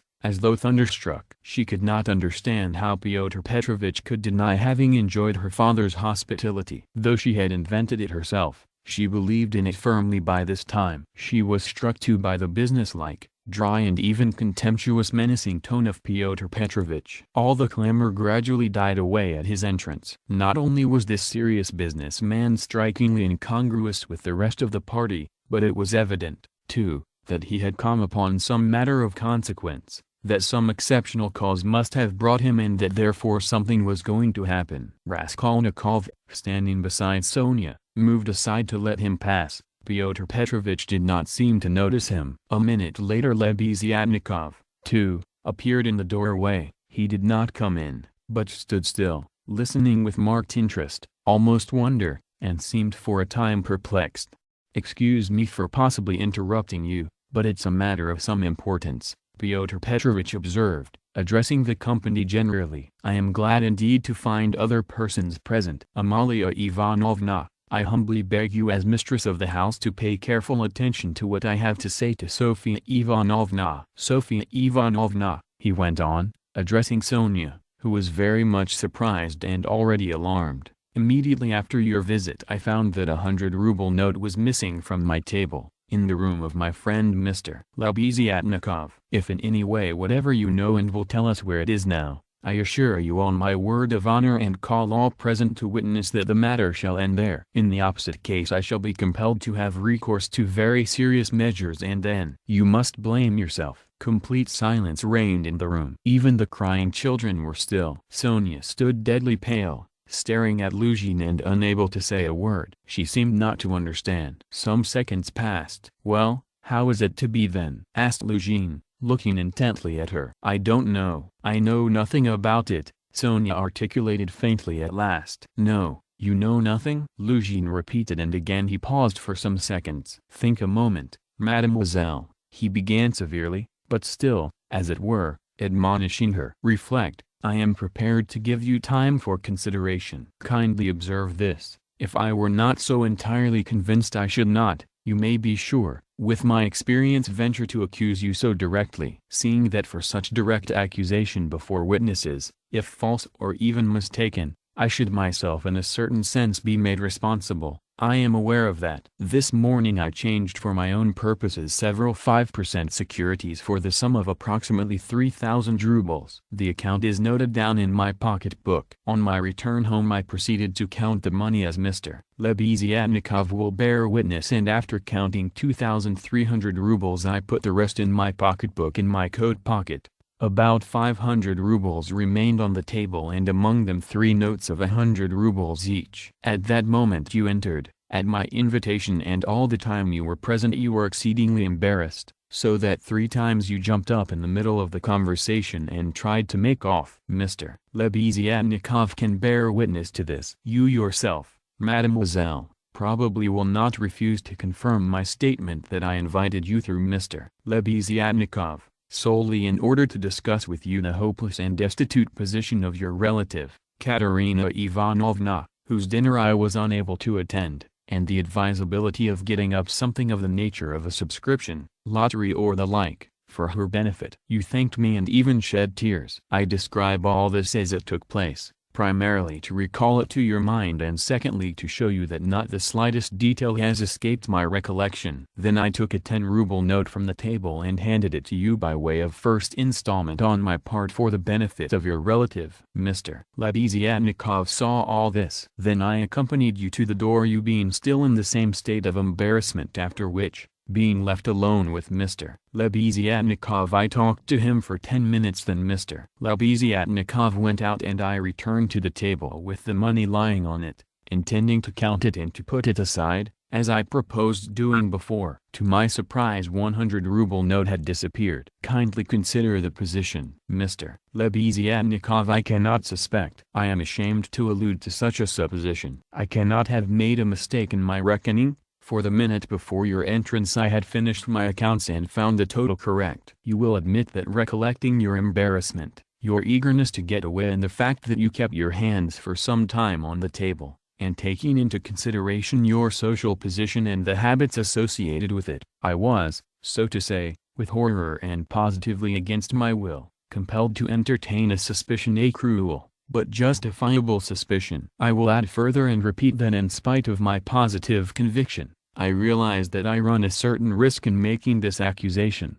but as you see, I could not let it pass. I have taken action and I will tell you why, solely, madam, solely, owing to your black ingratitude. Why? I invite you for the benefit of your destitute relative. I present you with my donation of 10 rubles and you, on the spot, repay me for all that with such an action. It is too bad. You need a lesson. Reflect. Moreover, like a true friend I beg you, and you could have no better friend at this moment, think what you are doing, otherwise I shall be immovable. Well, what do you say? I have taken nothing, Sonia whispered in terror. You gave me 10 rubles. Here it is, take it. Sonia pulled her handkerchief out of her pocket, untied a corner of it, took out the 10-ruble note and gave it to Luzhin. And the 100 rubles you do not confess to taking? He insisted reproachfully, not taking the note. Sonia looked about her. All were looking at her with such awful, stern, ironical, hostile eyes. She looked at Raskolnikov. He stood against the wall, with his arms crossed, looking at her with glowing eyes. Good God! Broke from Sonia. Amalia Ivanovna, we shall have to send word to the police, and therefore I humbly beg you meanwhile to send for the house porter, Luzhin said softly and even kindly. Gott der Barmherzige. I knew she was the thief, cried Amalia Ivanovna, throwing up her hands. You knew it? Luzhin caught her up.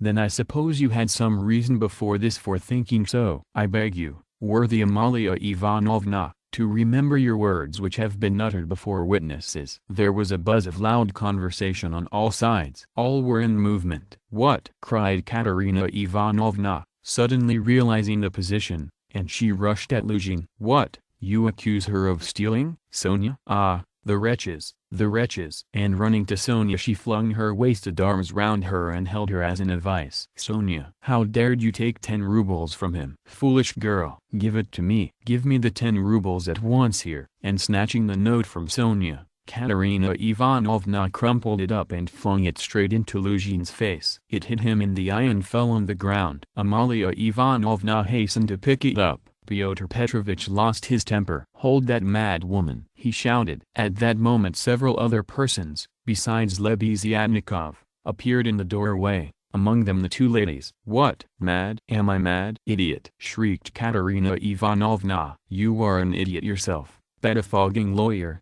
base man. Sonia, Sonia, take his money. Sonia, thief. Why? She'd give away her last penny. And Katerina Ivanovna broke into hysterical laughter. Did you ever see such an idiot? She turned from side to side. And you too? She suddenly saw the landlady. And you too, sausage eater. You declare that she is a thief, you trashy Prussian hen's leg in a crinoline. She hasn't been out of this room. She came straight from you, you wretch, and sat down beside me. Everyone saw her. She sat here, by Rodion Romanovich. Search her. Since she's not left the room, the money would have to be on her. Search her, search her. But if you don't find it, then excuse me, my dear fellow, you'll answer for it. I'll go to our sovereign, to our gracious Tsar himself, and throw myself at his feet. Today, this minute, I am alone in the world. They would let me in. Do you think they wouldn't? You're wrong. I will get in. I will get in. You reckoned on her meekness. You relied upon that. But I am not so submissive. Let me tell you. You've gone too far yourself. Search her. Search her. And Katerina Ivanovna in a frenzy shook Luzhin and dragged him towards Sonia. I am ready. I'll be responsible. But calm yourself, madam. Calm yourself. I see that you are not so submissive. Well,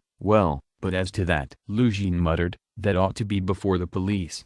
Though indeed there are witnesses enough as it is. I am ready. But in any case it's difficult for a man, on account of her sex. But with the help of Amalia Ivanovna, though, of course, it's not the way to do things. How is it to be done? As you will. Let anyone who likes search her, cried Katerina Ivanovna. Sonia, turn out your pockets. See. Look, monster, the pocket is empty. Here was her handkerchief. Here is the other pocket. Look. Do you see? Do you see? And Katerina Ivanovna turned, or rather snatched, both pockets inside out. But from the right pocket a piece of paper flew out and, describing a parabola in the air, fell at Luzhin's feet. Everyone saw it. Several cried out. Pyotr Petrovitch stooped down, picked up the paper in 2 fingers, lifted it where all could see it and opened it. It was a 100-ruble note folded in 8. Pyotr Petrovich held up the note, showing it to everyone. "Thief! Out of my lodging! Police! Police!" yelled Amalia Ivanovna. "They must to Siberia be sent away." Exclamations arose on all sides. Raskolnikov was silent,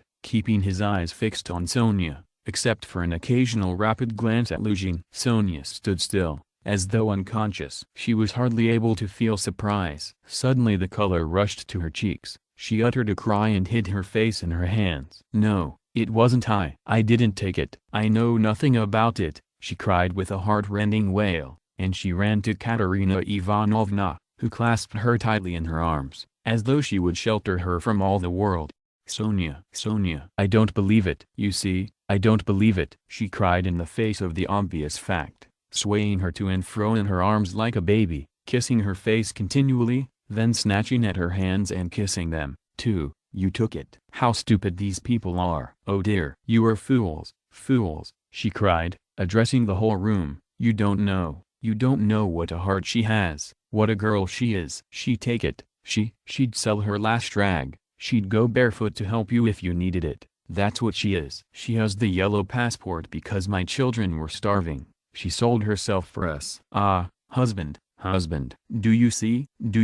What a memorial dinner for you. Merciful heavens. Defend her. Why are you all standing still? Rodion Romanovich, why don't you stand up for her? Do you believe it, too? You are not worth her little finger, all of you together. Good God. Defend her now, at least. The wail of the poor, consumptive, helpless woman seemed to produce a great effect on her audience. The agonized, wasted, consumptive face, the parched blood-stained lips, the hoarse voice, the tears unrestrained as a child's, the trustful, childish and yet despairing prayer for help were so piteous that everyone seemed to feel for her. Pyotr Petrovich at any rate was at once moved to compassion. Madam, this incident does not reflect upon you," he cried impressively.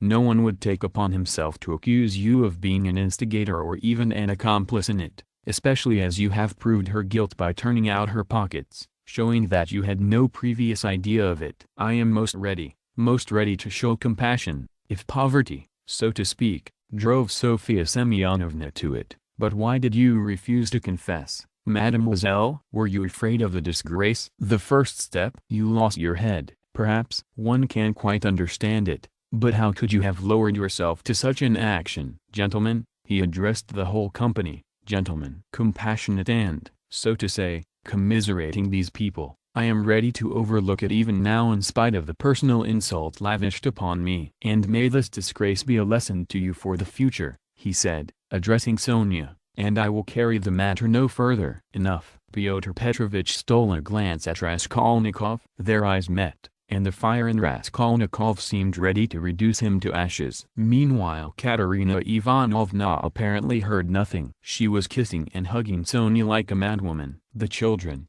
too, were embracing Sonia on all sides, and Polonka, though she did not fully understand what was wrong, was drowned in tears and shaking with sobs, as she hid her pretty little face, swollen with weeping, on Sonia's shoulder.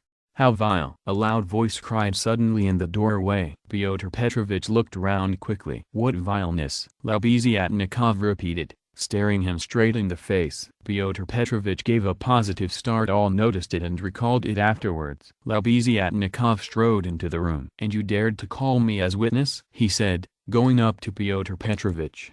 "What do you mean? What are you talking about?" muttered Luzhin. "I mean that you are a slanderer. That's what my words mean," Labyzhyatnikov said hotly, looking sternly at him with his short-sighted eyes. He was extremely angry. Raskolnikov gazed intently at him, as though seizing and weighing each word. Again there was a silence. Pyotr Petrovich indeed seemed almost dumbfounded for the first moment. "If you mean that for me," he began, stammering. "But what's the matter with you? Are you out of your mind?" "I'm in my mind, but you are a scoundrel." "Ah, how vile!" "I have heard everything. I kept waiting on purpose to understand it, for I must own even now it is not quite logical. What you have done at all, for I can't understand." "Why, what have I done then?" "Give over talking in your nonsensical riddles. Or maybe you are drunk." "You may be a drunkard, perhaps, vile man, but I am not. I never touch vodka, for it's against my convictions. Would you believe it? He himself,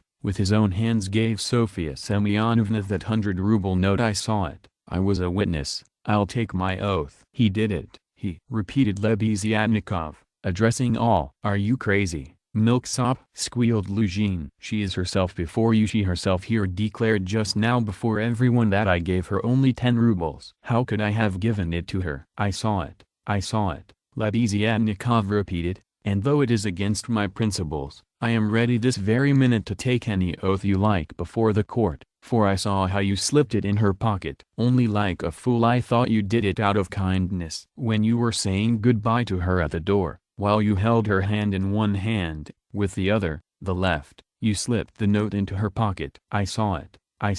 Luzhin turned pale. What lies? He cried impudently. Why, how could you, standing by the window, see the note? You fancied it with your short-sighted eyes. You are raving. No, I didn't fancy it. And though I was standing some way off, I saw it all. And though it certainly would be hard to distinguish a note from the window, that's true, I knew for certain that it was a 100-ruble note, because, when you were going to give Sofia Semyonovna 10 rubles, you took up from the table a 100-ruble note. I saw it because I was standing near then, and an idea struck me at once, so that I did not forget you had it in your hand. You folded it and kept it in your hand all the time. I didn't think of it again until, when you were getting up, you changed it from your right hand to your left and nearly dropped it. I noticed it because the same idea struck me again, that you meant to do her a kindness without my seeing. You can fancy how I watched you, and I saw how you succeeded in slipping it into her pocket. I saw it. I'll take my oath. Lebeziatnikov was almost breathless. Exclamations arose on all hands, chiefly expressive of wonder,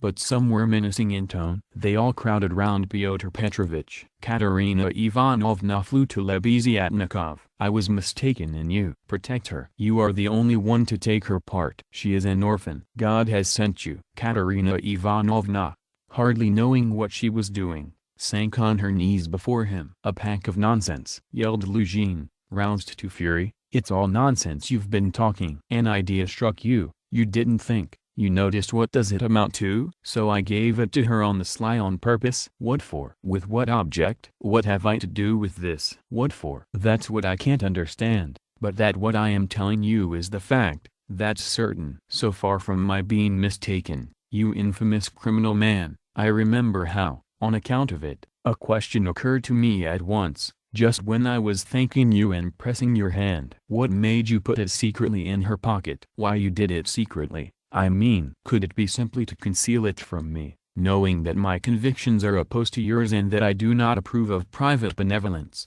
which effects no radical cure? Well, I decided that you really were ashamed of giving such a large sum before me. Perhaps, too, I thought, he wants to give her a surprise, when she finds a whole 100-ruble note in her pocket. For I know, some benevolent people are very fond of decking out their charitable actions in that way. Then the idea struck me, too, that you wanted to test her, to see whether, when she found it, she would come to thank you. Then, too, that you wanted to avoid thanks and that, as the saying is, your right hand should not know, something of that sort. In fact, I thought of so many possibilities that I put off considering it, but still thought it indelicate to show you that I knew your secret. But another idea struck me again, that Sofia Semyonovna might easily lose the money before she noticed it. That was why I decided to come in here to call her out of the room and to tell her that you put 100 rubles in her pocket. But on my way I went first to Madame Kobyletnikov's to take them the general treatise on the positive method, and especially to recommend Pyderit's article,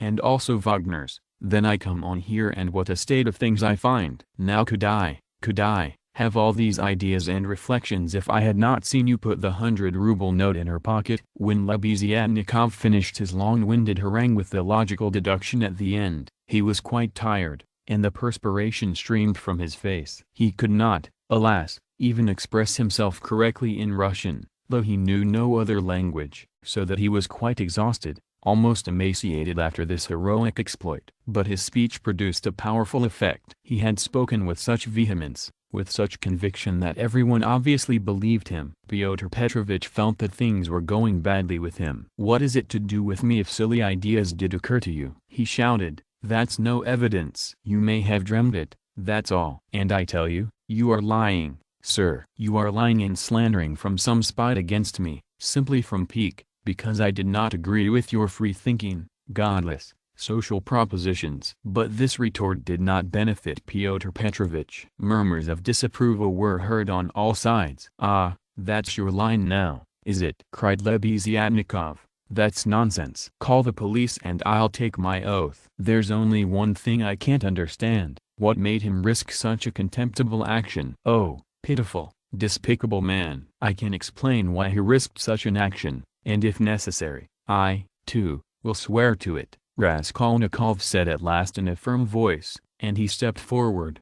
He appeared to be firm and composed. Everyone felt clearly, from the very look of him, that he really knew about it and that the mystery would be solved. "Now I can explain it all to myself," said Raskolnikov, addressing Lebeziatnikov. "From the very beginning of the business, I suspected that there was some scoundrelly intrigue at the bottom of it. I began to suspect it from some special circumstances known to me only, which I will explain at once to everyone. They account for everything. Your valuable evidence has finally made everything clear to me. I beg all to listen. This gentleman," he pointed to Luzhin, "was recently engaged to be married to a young lady, my sister, Avdiya Romanovna Raskolnikov. But coming to Petersburg he quarreled with me, the day before yesterday, at our first meeting, and I drove him out of my room. I have 2 witnesses to prove it. He is a very spiteful man. The day before yesterday I did not know that he was staying here, in your room, and that consequently on the very day we quarreled, the day before yesterday, he saw me give Katerina Ivanovna some money for the funeral, as a friend of the late Mr. Marmeladov. He at once wrote a note to my mother and informed her that I had given away all my money,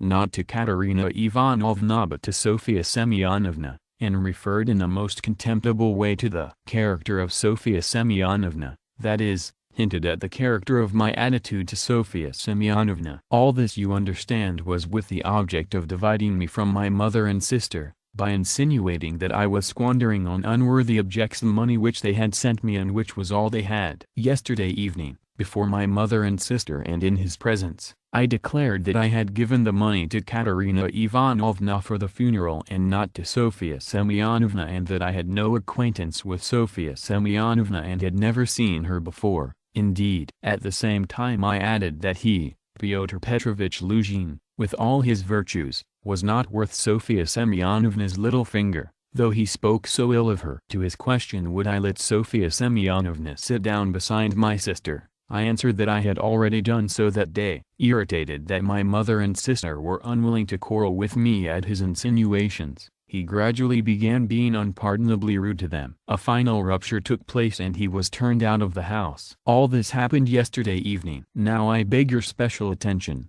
Consider, if he had now succeeded in proving that Sofia Semyonovna was a thief, he would have shown to my mother and sister that he was almost right in his suspicions, that he had reason to be angry at my putting my sister on a level with Sofia Semyonovna, that, in attacking me, he was protecting and preserving the honor of my sister, his betrothed. In fact, he might even, through all this, have been able to estrange me from my family, and no doubt he hoped to be restored to favor with them, to say nothing of revenging himself on me personally, for he has grounds for supposing that the honor and happiness of Sofia Semyonovna are very precious to me. That was what he was working for. That's how I understand it. That's the whole reason for it, and there can be no other. It was like this, or somewhat like this, that Raskolnikov wound up his speech, which was followed very attentively, though often interrupted by exclamations from his audience. But in spite of interruptions he spoke clearly, calmly, exactly, firmly. His decisive voice, his tone of conviction and his stern face made a great impression on everyone. Yes,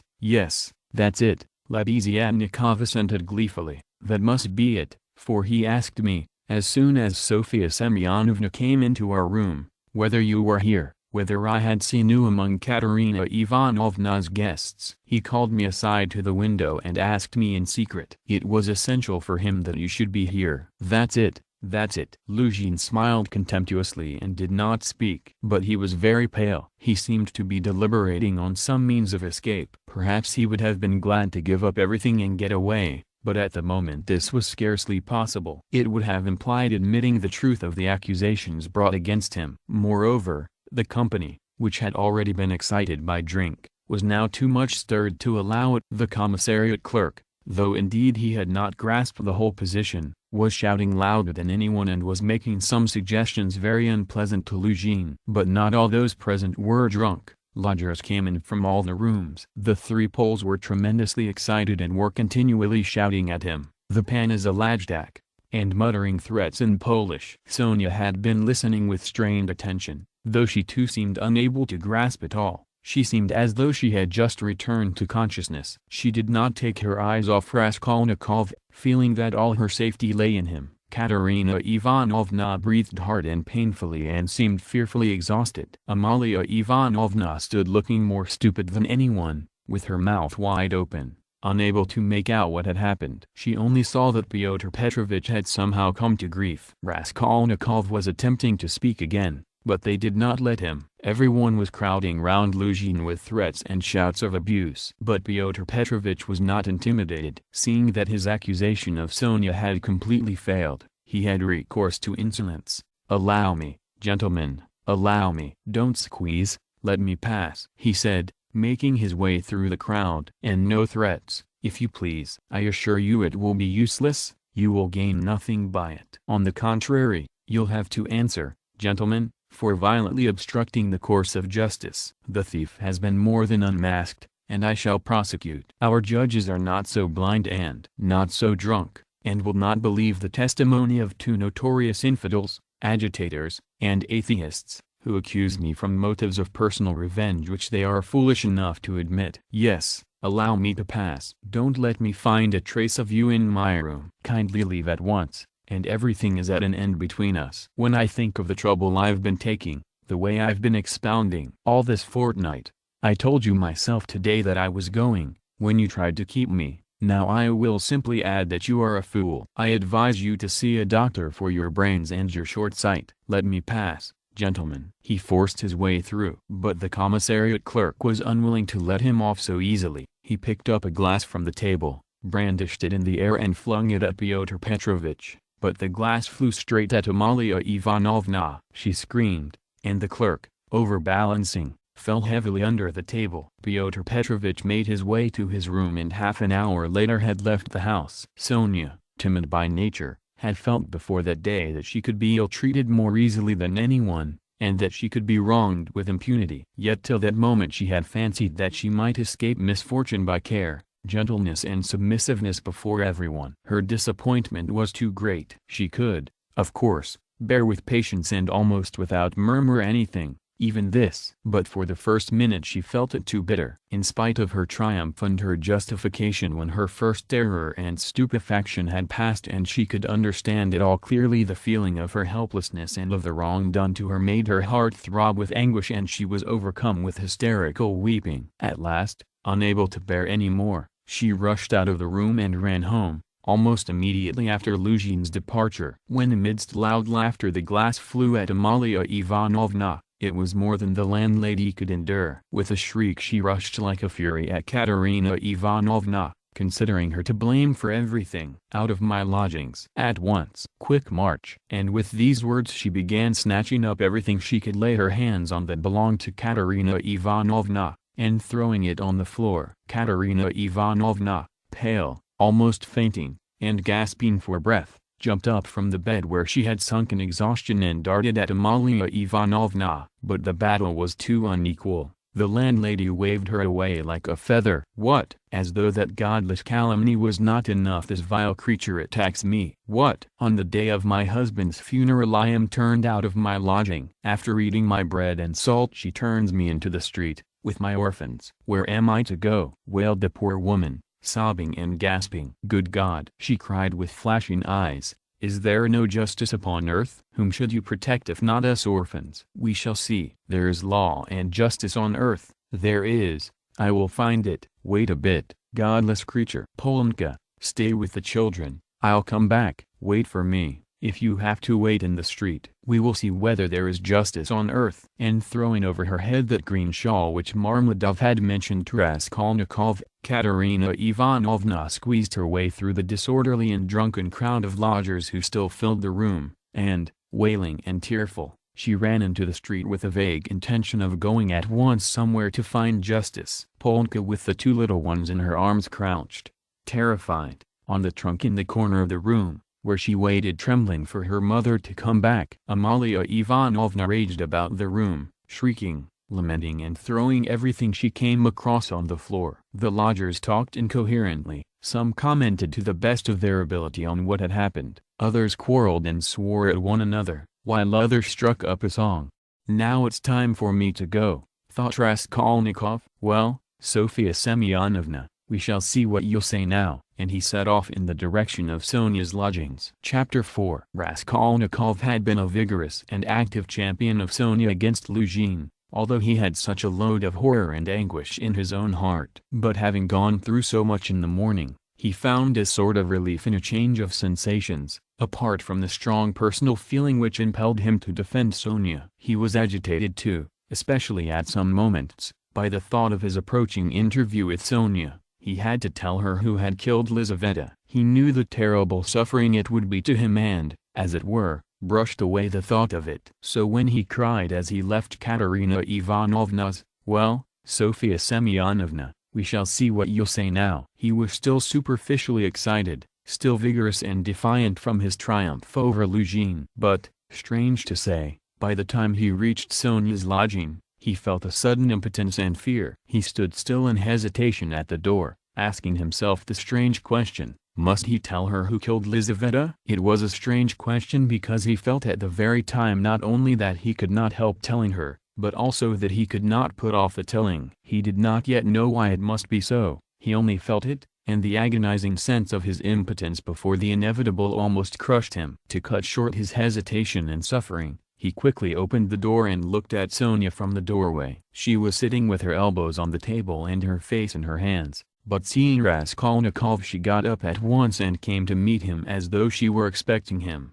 "What would have become of me but for you?" she said quickly, meeting him in the middle of the room. Evidently she was in haste to say this to him. It was what she had been waiting for. Raskolnikov went to the table and sat down on the chair from which she had only just risen. She stood facing him, 2 steps away, just as she had done the day before. "Well, Sonia," he said, and felt that his voice was trembling, "it was all due to your social position and the habits associated with it. Did you understand that just now?" Her face showed her distress. "Only don't talk to me as you did yesterday," she interrupted him. "Please don't begin it. There is misery enough without that." She made haste to smile, afraid that he might not like the reproach. "I was silly to come away from there." "What is happening there now?" "I wanted to go back directly, but I kept thinking that you would come." He told her that Amalia Ivanovna was turning them out of their lodging and that Katerina Ivanovna had run off somewhere to seek justice. "My God!" cried Sonia. "Let's go at once." And she snatched up her cape. "It's everlastingly the same thing," said Raskolnikov irritably. "You've no thought except for them. Stay a little with me." "But, Katerina Ivanovna..." "You won't lose Katerina Ivanovna, you may be sure. She'll come to you herself since she has run out," he added peevishly. "If she doesn't find you here, you'll be blamed for it." Sonia sat down in painful suspense. Raskolnikov was silent, gazing at the floor and deliberating. "This time Luzhin did not want to prosecute you," he began, not looking at Sonia, "but if he had wanted to, if it had suited his plans, he would have sent you to prison if it had not been for Lebeziatnikov and me." "Ah, yes," she assented in a faint voice. "Yes," she repeated, preoccupied and distressed. "But I might easily not have been there. And it was quite an accident Lebeziatnikov's turning up." Sonia was silent. "And if you'd gone to prison, what then?" "Do you remember what I said yesterday?" Again she did not answer. He waited. "I thought you would cry out again. Don't speak of it. Leave off." Raskolnikov gave a laugh, but rather a forced one. "What?" Silence again. He asked a minute later. "We must talk about something, you know. It would be interesting for me to know how you would decide a certain problem, as Lebeziatnikov would say." He was beginning to lose the thread. "No, really, I am serious. Imagine, Sonia, that you had known all Luzhin's intentions beforehand. Known, that is, for a fact, that they would be the ruin of Katerina Ivanovna and the children and yourself thrown in, since you don't count yourself for anything, Polnkit too, for she'll go the same way. Well, if suddenly it all depended on your decision whether he or they should go on living, that is, whether Luzhin should go on living and doing wicked things, or Katerina Ivanovna should die, how would you decide which of them was to die? I ask you? Sonia looked uneasily at him. There was something peculiar in this hesitating question, which seemed approaching something in a roundabout way. I felt that you were going to ask some question like that, she said, looking inquisitively at him. I dare say you did. But how is it to be answered? Why do you ask about what could not happen? Said Sonia reluctantly. Then it would be better for Luzhin to go on living and doing wicked things? You haven't dared to decide even that. But I can't know the divine providence. And why do you ask what can't be answered? What's the use of such foolish questions? How could it happen that it should depend on my decision? Who has made me a judge to decide who is to live and who is not to live? Oh, if the divine providence is to be mixed up in it, there is no doing anything. Raskolnikov grumbled morosely. You'd better say straight out what you want, Sonia cried in distress. You are leading up to something again. Can you have come simply to torture me? She could not control herself and began crying bitterly. He looked at her in gloomy misery. 5 minutes passed. Of course you're right, Sonia, he said softly at last. He was suddenly changed. His tone of assumed arrogance and helpless defiance was gone. Even his voice was suddenly weak. I told you yesterday that I was not coming to ask forgiveness, and almost the first thing I've said is to ask forgiveness. I said that about Luzhin and Providence for my own sake. I was asking forgiveness, Sonia. He tried to smile, but there was something helpless and incomplete in his pale smile. He bowed his head and hid his face in his hands. And suddenly a strange, surprising sensation of a sort of bitter hatred for Sonia passed through his heart. As it were wondering and frightened of the sensation, he raised his head and looked intently at her, but he met her uneasy and painfully anxious eyes fixed on him. There was love in them. His hatred vanished like a phantom. It was not the real feeling. He had taken the one feeling for the other. It only meant that that minute had come. He hid his face in his hands again and bowed his head. Suddenly he turned pale, got up from his chair, looked at Sonia, and without uttering a word sat down mechanically on her bed. His sensations that moment were terribly like the moment when he had stood over the old woman with the axe in his hand and felt that he must not lose another minute. "What's the matter?" asked Sonia, dreadfully frightened. He could not utter a word. This was not at all the way he had intended to tell, and he did not understand what was happening to him now. She went up to him, softly, sat down on the bed beside him and waited, not taking her eyes off him. Her heart throbbed and sank. It was unendurable. He turned his deadly pale face to her. His lips worked, helplessly struggling to utter something. A pang of terror passed through Sonia's heart. "What's the matter?" she repeated, drawing a little away from him. "Nothing, Sonia, don't be frightened. It's nonsense." "It really is nonsense, if you think of it," he muttered, like a man in delirium. "Why have I come to torture you?" he added suddenly, looking at her. "Why, really? I keep asking myself that question, Sonia." He had perhaps been asking himself that question a quarter of an hour before, but now he spoke helplessly, hardly knowing what he said and feeling a continual tremor all over. "Oh, how you are suffering," she muttered in distress, looking intently at him. "It's all nonsense." "Listen, Sonia." He suddenly smiled, a pale helpless smile for 2 seconds. "You remember what I meant to tell you yesterday?" Sonia waited uneasily. "I said as I went away that perhaps I was saying goodbye forever, but that if I came today I would tell you who killed Lizaveta." She began trembling all over. "Well, here I've come to tell you." "Then you really meant it yesterday?" she whispered with difficulty. "How do you know?" she asked quickly, as though suddenly regaining her reason. Sonia's face grew paler and paler, and she breathed painfully. "I know." She paused a minute. "Have they found him?" she asked timidly. "No." "Then how do you know about it?" she asked again, hardly audibly, and again after a minute's pause. He turned to her and looked very intently at her. "Guess," he said, with the same distorted helpless smile. A shudder passed over her. "But you—" "Why do you frighten me like this?" she said,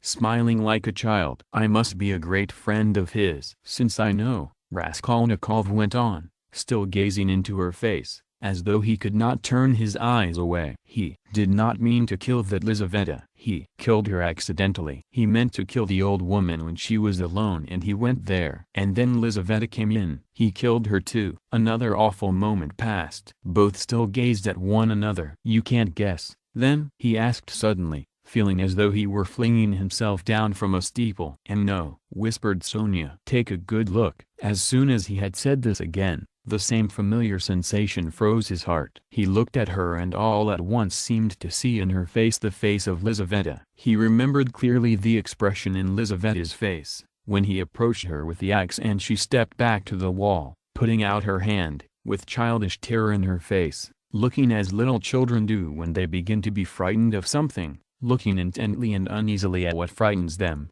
shrinking back and holding out their little hands on the point of crying. Almost the same thing happened now to Sonia. With the same helplessness and the same terror, she looked at him for a while and, suddenly putting out her left hand, pressed her fingers faintly against his breast and slowly began to get up from the bed, moving further from him and keeping her eyes fixed even more immovably on him. Her terror infected him. The same fear showed itself on his face. In the same way he stared at her and almost with the same childish smile. Have you guessed? He whispered at last. Good God! Broke in an awful wail from her bosom. She sank helplessly on the bed with her face in the pillows, but a moment later she got up, moved quickly to him, seized both his hands and, gripping them tight in her thin fingers, began looking into his face again with the same intense stare. In this last desperate look she tried to look into him and catch some last hope. But there was no hope, there was no doubt remaining, it was all true. Later on, indeed, when she recalled that moment, she thought it strange and wondered why she had seen at once that there was no doubt. She could not have said, for instance, that she had foreseen something of the sort, and yet now, as soon as he told her, she suddenly fancied that she had really foreseen this very thing. Stop, Sonia, enough. Don't torture me, he begged her miserably. It was not at all like this he had thought of telling her, but this is how it happened. She jumped up, seeming not to know what she was doing, and, wringing her hands, walked into the middle of the room, but quickly went back and sat down again beside him, her shoulder almost touching his. All of a sudden she started as though she had been stabbed, uttered a cry and fell on her knees before him. She did not know why. What have you done? What have you done to yourself? She said in despair, and, jumping up, she flung herself on his neck, threw her arms round him, and held him tightly. Raskolnikov drew back and looked at her with a mournful smile. You are a strange girl, Sonia. You kiss me and hug me when I tell you about that. You don't think what you are doing. There is no one in the whole world now so unhappy as you, she cried in a frenzy, not hearing what he said, and she suddenly broke into violent hysterical weeping. A feeling long unfamiliar to him flooded his heart and softened it at once. He did not struggle against it. 2 tears started into his eyes and hung on his eyelashes. Then you won't leave me, Sonia? He said, looking at her almost with hope. No, no, never, nowhere, cried Sonia. I will follow you. I will follow you everywhere. Oh, my God. Oh, how miserable I am. Why didn't I know you before? Why didn't you come before? Oh, dear, here I have come. Yes, now. What's to be done now? Together, she repeated as it were unconsciously, and she hugged him again. I'll follow you to Siberia. He recoiled at this, and the same hostile, almost haughty smile came to his lips. Perhaps I don't want to go to Siberia yet, Sonia, he said. Sonia looked at him quickly. Again after her first passionate, agonizing sympathy for the unhappy man, the terrible idea of the murder overwhelmed her. In his changed tone she seemed to hear the murderer speaking. She looked at him bewildered. She knew nothing as yet. Why, how, with what object it had been. Now all these questions rushed at once into her mind, and again she could not believe it. He is a murderer. Could it be true? What's the meaning of it? Where am I? She said in complete bewilderment, as though still unable to recover herself. How could you, a man like you, how could you bring yourself to it? What does it mean? Oh, well, to plunder. Leave off, Sonia, he answered wearily, almost with vexation. Sonia stood as though struck dumb, but suddenly she cried, you were hungry. It was to help your mother? Yes. No, Sonia, no, he muttered. turning away and hanging his head. I was not so hungry. I certainly did want to help my mother, but that's not the real thing either. Don't torture me, Sonia. Sonia clasped her hands. Could it all be true? Good God, what a truth. Who could believe it? And how could you give away your last farthing and yet rob and murder? Ah, she cried suddenly, that money you gave Katerina Ivanovna. That money. Can that money? No, Sonia, he broke in hurriedly, that money was not it. Don't worry yourself. That money my mother sent me, and it came when I was ill. The day I gave it to you, Razumihin saw it. He received it for me. That money was mine, my own. Sonia listened to him in bewilderment and did her utmost to comprehend. And that money, I don't even know really whether there was any money, he added softly, as though reflecting. I took a purse off her neck, made of chamois leather. A purse stuffed full of something. But I didn't look in it. I suppose I hadn't time. And the things, chains and trinkets, I buried under a stone with the purse next morning in a yard off the V. Prospect. They are all there now. Sonia strained every nerve to listen. Then why? Why, you said you did it to rob, but you took nothing, she asked quickly, catching at a straw. I don't know. I haven't yet decided whether to take that money or not, he said, musing again, and, seeming to wake up with a start, he gave a brief ironical smile. Ack. What silly stuff I am talking, eh? The thought flashed through Sonia's mind. Wasn't he mad? But she dismissed it at once. No, it was something else. She could make nothing of it. Nothing. Do you know, Sonia, he said suddenly with conviction, let me tell you, if I'd simply killed because I was hungry, laying stress on every word and looking enigmatically but sincerely at her, I should be happy now. You must believe that. What would it matter to you? He cried a moment later with a sort of despair. What would it matter to you if I were to confess that I did wrong? What do you gain by such a stupid triumph over me? Ah, Sonia, was it for that I've come to you today? Again Sonia tried to say something, but did not speak. I asked you to go with me yesterday because you are all I have left. Go where? Asked Sonia timidly. Not to steal and not to murder. Don't be anxious, he smiled bitterly. We are so different. And you know, Sonia, it's only now, only this moment that I understand where I asked you to go with me yesterday. Yesterday when I said it I did not know where. I asked you for one thing. I came to you for one thing, not to leave me. You won't leave me, Sonia? She squeezed his hand. And why did I tell her? Why did I let her know? He cried a minute later in despair, looking with infinite anguish at her. Here you expect an explanation from me, Sonia. You are sitting and waiting for it. I see that. But what can I tell you? You won't understand and will only suffer misery on my account. Well, you are crying and embracing me again. Why do you do it? Because I couldn't bear my burden and have come to throw it on another. You suffer too, and I shall feel better. And can you love such a mean wretch? But aren't you suffering, too? Cried Sonia. Again a wave of the same feeling surged into his heart, and again for an instant softened it. Sonia, I have a bad heart. Take note of that. It may explain a great deal. I have come because I am bad. There are men who wouldn't have come, but I am a coward and a mean wretch. But never mind. That's not the point. I must speak now, but I don't know how to begin. He paused and sank into thought. Ack, we are so different, he cried again. We are not alike. And why did I come? I shall never forgive myself that. No, it was a good thing you came, cried Sonia. It's better I should know, far better. He looked at her with anguish. What if it were really that? He said, as though reaching a conclusion. Yes, that's what it was. I wanted to become a Napoleon. That is why I killed her. Do you understand now? And no, Sonia whispered naively and timidly. Only speak.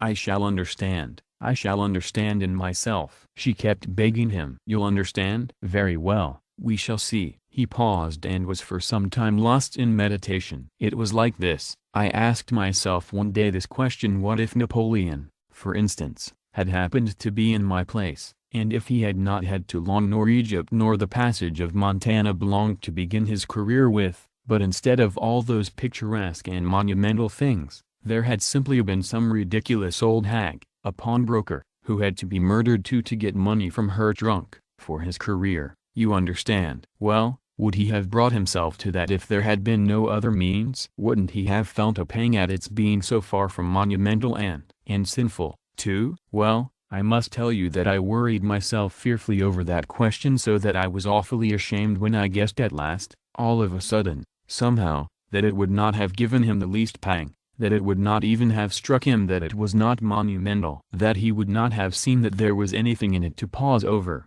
and that, if he had had no other way, he would have strangled her in a minute without thinking about it. Well, I too left off thinking about it, murdered her, following his example. And that's exactly how it was. Do you think it funny? Yes, Sonia. The funniest thing of all is that perhaps that's just how it was. Sonia did not think it at all funny. You had better tell me straight out, without examples, she begged, still more timidly and scarcely audibly. He turned to her, looked sadly at her and took her hands. You are right again, Sonia. Of course that's all nonsense. It's almost all talk. You see, you know of course that my mother has scarcely anything. My sister happened to have a good education and was condemned to drudge as a governess. All their hopes were centered on me. I was a student, but I couldn't keep myself at the university and was forced for a time to leave it.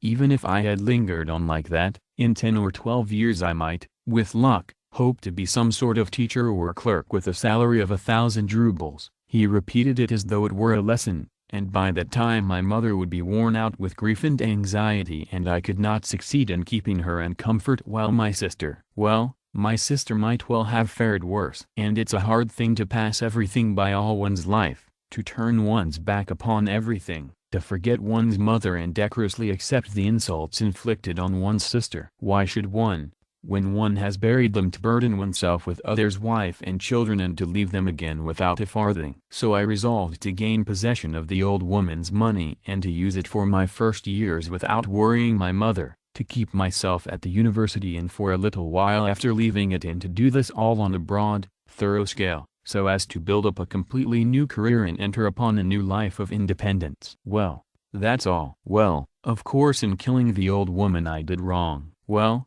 that's enough. He struggled to the end of his speech in exhaustion and let his head sink. Oh, that's not it, that's not it, Sonia cried in distress. How could one? No, that's not right, not right. You see yourself that it's not right. But I've spoken truly, it's the truth. As though that could be the truth. Good God, I've only killed a louse, Sonia, a useless, loathsome, harmful creature. A human being, a louse. I too know it wasn't a louse, he answered, looking strangely at her. But I am talking nonsense, Sonia, he added. I've been talking nonsense a long time. That's not it, you are right there. There were quite other causes for it. I haven't talked to anyone for so long, Sonia. My head aches dreadfully now. His eyes shone with feverish brilliance. He was almost delirious. An uneasy smile strayed on his lips. His terrible exhaustion could be seen through his excitement. Sonia saw how he was suffering. She too was growing dizzy. And he talked so strangely, it seemed somehow comprehensible, but how? Good God! And she wrung her hands in despair. No, Sonia, that's not it, he began again suddenly, raising his head, as though a new and sudden train of thought had struck and as it were roused him. That's not it. Better imagine, yes, it's certainly better imagine that I am vain, envious, malicious, base, vindictive and, well, perhaps with a tendency to insanity. Let's have it all out at once. They've talked of madness already, I noticed. I told you just now I could not keep myself at the university. But do you know that perhaps I might have done? My mother would have sent me what I needed for the fees and I could have earned enough for clothes, boots and food, no doubt. Lessons had turned up at half a ruble. Razumaian works. But I turned sulky and wouldn't. Yes, sulkiness. That's the right word for it. I sat in my room like a spider. You've been in my den, you've seen it. And do you know, Sonia, that low ceilings and tiny rooms cramped the soul and the mind? Ah, how I hated that garret. And yet I wouldn't go out of it. I wouldn't on purpose. I didn't go out for days together, and I wouldn't work, I wouldn't even eat. I just lay there doing nothing. If Nastasia brought me anything, I ate it. If she didn't, I went all day without. I wouldn't ask, on purpose, from sulkiness. At night I had no light. I lay in the dark and I wouldn't earn money for candles. I ought to have studied, but I sold my books, and the dust lies an inch thick on the notebooks on my table. I preferred lying still and thinking. And I kept thinking, and I had dreams all the time, strange dreams of all sorts, No need to describe. Only then I began to fancy that. No, that's not it. Again I am telling you wrong. You see, I kept asking myself then, why am I so stupid that if others are stupid and I know they are, yet I won't be wiser? Then I saw, Sonia, that if one waits for everyone to get wiser it will take too long. Afterwards I understood that that would never come to pass, that men won't change and that nobody can alter it and that it's not worth wasting effort over it. Yes, that's so. That's the law of their nature, Sonia. That's so, and I know now, Sonia, that whoever is strong in mind and spirit will have power over them. Anyone who is greatly daring is right in their eyes. He who despises most things will be a lawgiver among them, and he who dares most of all will be most in the right. So it has been till now and so it will always be. A man must be blind not to see it. Though Raskolnikov looked at Sonia as he said this, he no longer cared whether she understood or not. The fever had complete hold of him. He was in a sort of gloomy ecstasy. He certainly had been too long without talking to anyone. Sonia felt that his gloomy creed had become his faith and code. I divined then, Sonia, he went on eagerly, that power is only vouchsafed to the man who dares to stoop and pick it up. There is only one thing needful. One has only to dare. Then for the first time in my life an idea took shape in my mind which no one had ever thought of before me. No one. I saw clear as daylight how strange it is that not a single person living in this mad world has had the daring to go straight for it all and send it flying to the devil. I wanted to have the daring. And I killed her. I only wanted to have the daring, Sonia. That was the whole cause of it. Oh hush, hush, cried Sonia, clasping her hands. You turned away from God and God has smitten you, has given you over to the devil. Then Sonia, when I used to lie there in the dark and all this became clear to me, was it a temptation of the devil, eh? Hush, don't laugh, blasphemer. You don't understand, you don't understand. Oh God, he won't understand. Hush, Sonia. I am not laughing. I know myself that it was the devil leading me. Hush, Sonia, hush, he repeated with gloomy insistence. I know it all. I have thought it all over and whispered it all over to myself. Lying there in the dark. I've argued it all over with myself, every point of it, and I know it all.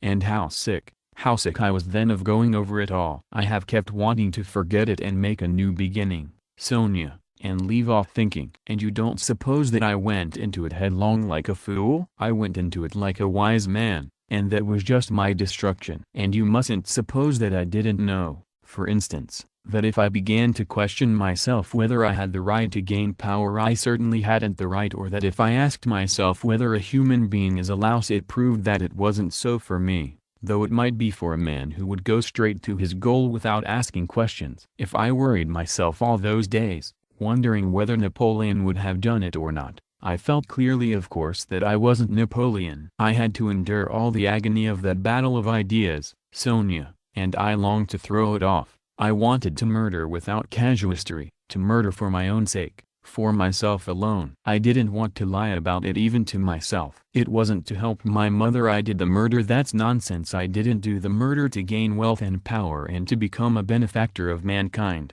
Nonsense. I simply did it. I did the murder for myself alone, and whether I became a benefactor to others, or spent my life like a spider catching men in my web and sucking the life out of men, I couldn't have cared at that moment.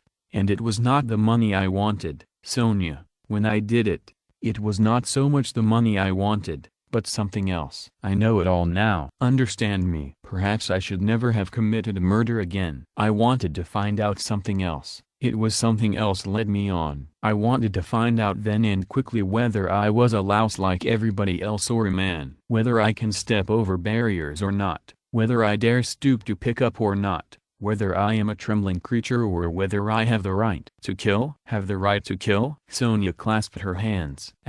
Sonia, he cried irritably and seemed about to make some retort, but was contemptuously silent. Don't interrupt me, Sonia. I want to prove one thing only, that the devil led me on then and he has shown me since that I had not the right to take that path, because I am just such a louse as all the rest. He was mocking me and here I've come to you now. Welcome your guest. If I were not a louse, should I have come to you? Listen, When I went then to the old woman's I only went to try. You may be sure of that. And you murdered her. But how did I murder her? Is that how men do murders? Do men go to commit a murder as I went then? I will tell you some day how I went. Did I murder the old woman? I murdered myself, not her. I crushed myself once for all, forever. But it was the devil that killed that old woman, not I. Enough, enough, Sonia, enough. Let me be, he cried in a sudden spasm of agony. Let me be. He leaned his elbows on his knees and squeezed his head in his hands as in a vice. What suffering! A wail of anguish broke from Sonia. Well, what am I to do now? He asked, suddenly raising his head and looking at her with a face hideously distorted by despair. What are you to do? She cried, jumping up, and her eyes that had been full of tears suddenly began to shine. Stand up. She seized him by the shoulder. He got up, looking at her almost bewildered. Go at once, this very minute. Stand at the crossroads, bow down. First kiss the earth which you have defiled and then bow down to all the world and say to all men aloud, I am a murderer. Then God will send you life again. Will you go? Will you go? She asked him, trembling all over, snatching his two hands, squeezing them tight in hers and gazing at him with eyes full of fire. He was amazed at her sudden ecstasy. You mean Siberia, Sonia? I must give myself up? He asked gloomily. Suffer and expiate your sin by it. That's what you must do. No, I am not going to them, Sonia. But how will you go on living? What will you live for? Cried Sonia. How is it possible now? Why, how can you talk to your mother? Oh, what will become of them now? But what am I saying? You have abandoned your mother and your sister already. He has abandoned them already. Oh, God, she cried. Why? He knows it all himself. How can he live by himself? What will become of you now? Don't be a child, Sonia, he said softly. What wrong have I done them? Why should I go to them? What should I say to them? That's only a phantom. They destroy men by millions themselves and look on it as a virtue. They are knaves and scoundrels, Sonia. I am not going to them. And what should I say to them that I murdered her, but did not dare to take the money and hid it under a stone? He added with a bitter smile. Why? They would laugh at me, and would call me a fool for not getting it. A coward and a fool. They wouldn't understand and they don't deserve to understand. Why should I go to them? I won't. Don't be a child, Sonia. It will be too much for you to bear, too much, she repeated, holding out her hands in despairing supplication. Perhaps I've been unfair to myself, he observed gloomily, pondering. Perhaps after all I am a man and not a louse and I've been in too great a hurry to condemn myself. I'll make another fight for it. A haughty smile appeared on his lips. What a burden to bear. And your whole life. I shall get used to it, he said grimly and thoughtfully. Listen, he began a minute later. Stop crying, it's time to talk of the facts. I've come to tell you that the police are after me, on my track.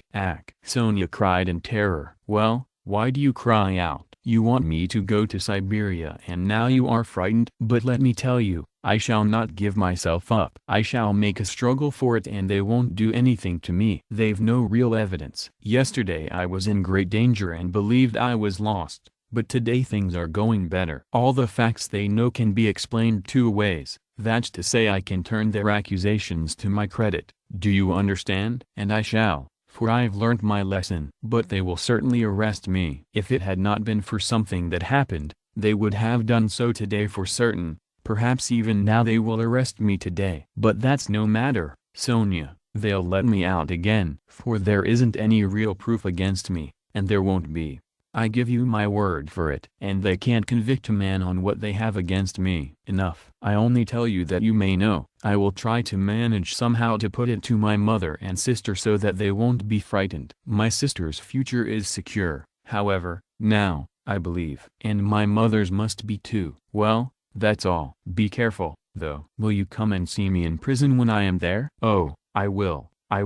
They sat side by side, both mournful and dejected, as though they had been cast up by the tempest alone on some deserted shore. He looked at Sonia and felt how great was her love for him, and strange to say he felt it suddenly burdensome and painful to be so loved. Yes, it was a strange and awful sensation. On his way to see Sonia he had felt that all his hopes rested on her. He expected to be rid of at least part of his suffering. And now, when all her heart turned towards him, he suddenly felt that he was immeasurably unhappier than before.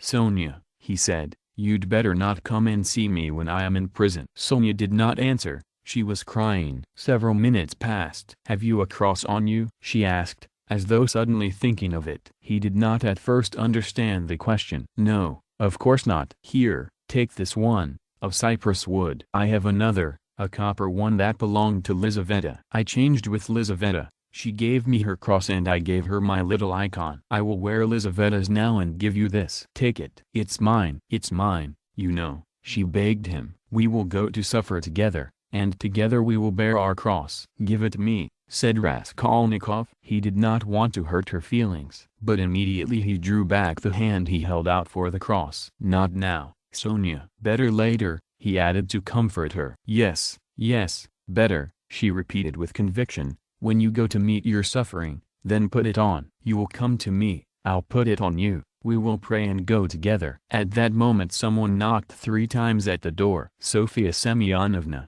may I come in?" they heard in a very familiar and polite voice. Sonia rushed to the door in a fright. The flaxen head of Mr. Lebeziatnikov appeared at the door. Chapter 5. Lebeziatnikov looked perturbed. "I've come to you, Sofia Semyonovna," he began. "Excuse me. I thought I should find you," he said, addressing Raskolnikov suddenly. "That is, I didn't mean anything of that sort. But I just thought Katerina Ivanovna has gone out of her mind," he blurted out suddenly, turning from Raskolnikov to Sonia. Sonia screamed. "At least it seems so. But we don't know what to do, you see. She came back. She seems to have been turned out somewhere, perhaps beaten. So it seems at least. She had run to your father's former chief. She didn't find him at home. He was dining at some other general's. Only fancy, she rushed off there, to the other general's, and, imagine, she was so persistent that she managed to get the chief to see her, had him fetched out from dinner. It seems. You can imagine what happened. She was turned out,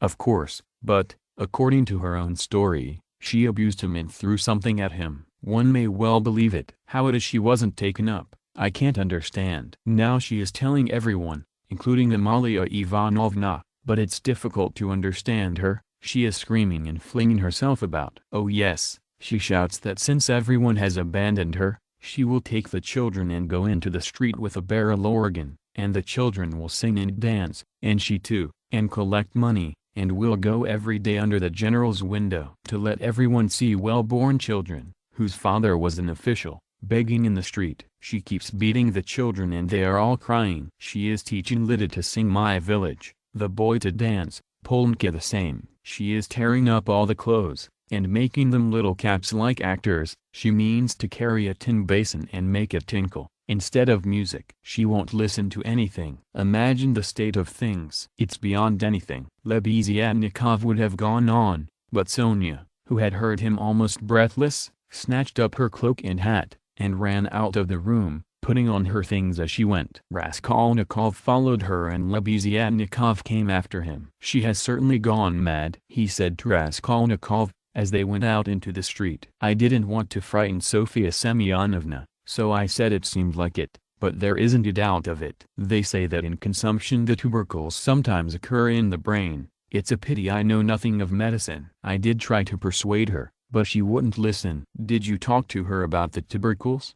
"Not precisely of the tubercles. Besides, she wouldn't have understood. But what I say is, that if you convince a person logically that he has nothing to cry about, he'll stop crying." "That's clear." "Is it your conviction that he won't?" "Life would be too easy if it were so," answered Raskolnikov. Excuse me, of course it would be rather difficult for Katerina Ivanovna to understand. But do you know that in Paris they have been conducting serious experiments as to the possibility of curing the insane, simply by logical argument? One professor there, a scientific man of standing, lately dead, believed in the possibility of such treatment. His idea was that there's nothing really wrong with the physical organism of the insane, and that insanity is, so to say, a logical mistake, an error of judgment, an incorrect view of things. He gradually showed the madman his error and, would you believe it, they say he was successful. But as he made use of douches too, how far success was due to that treatment remains uncertain. So it seems at least. Raskolnikov had long ceased to listen. Reaching the house where he lived, He nodded to Lebeziatnikov and went in at the gate. Lebeziatnikov woke up with a start,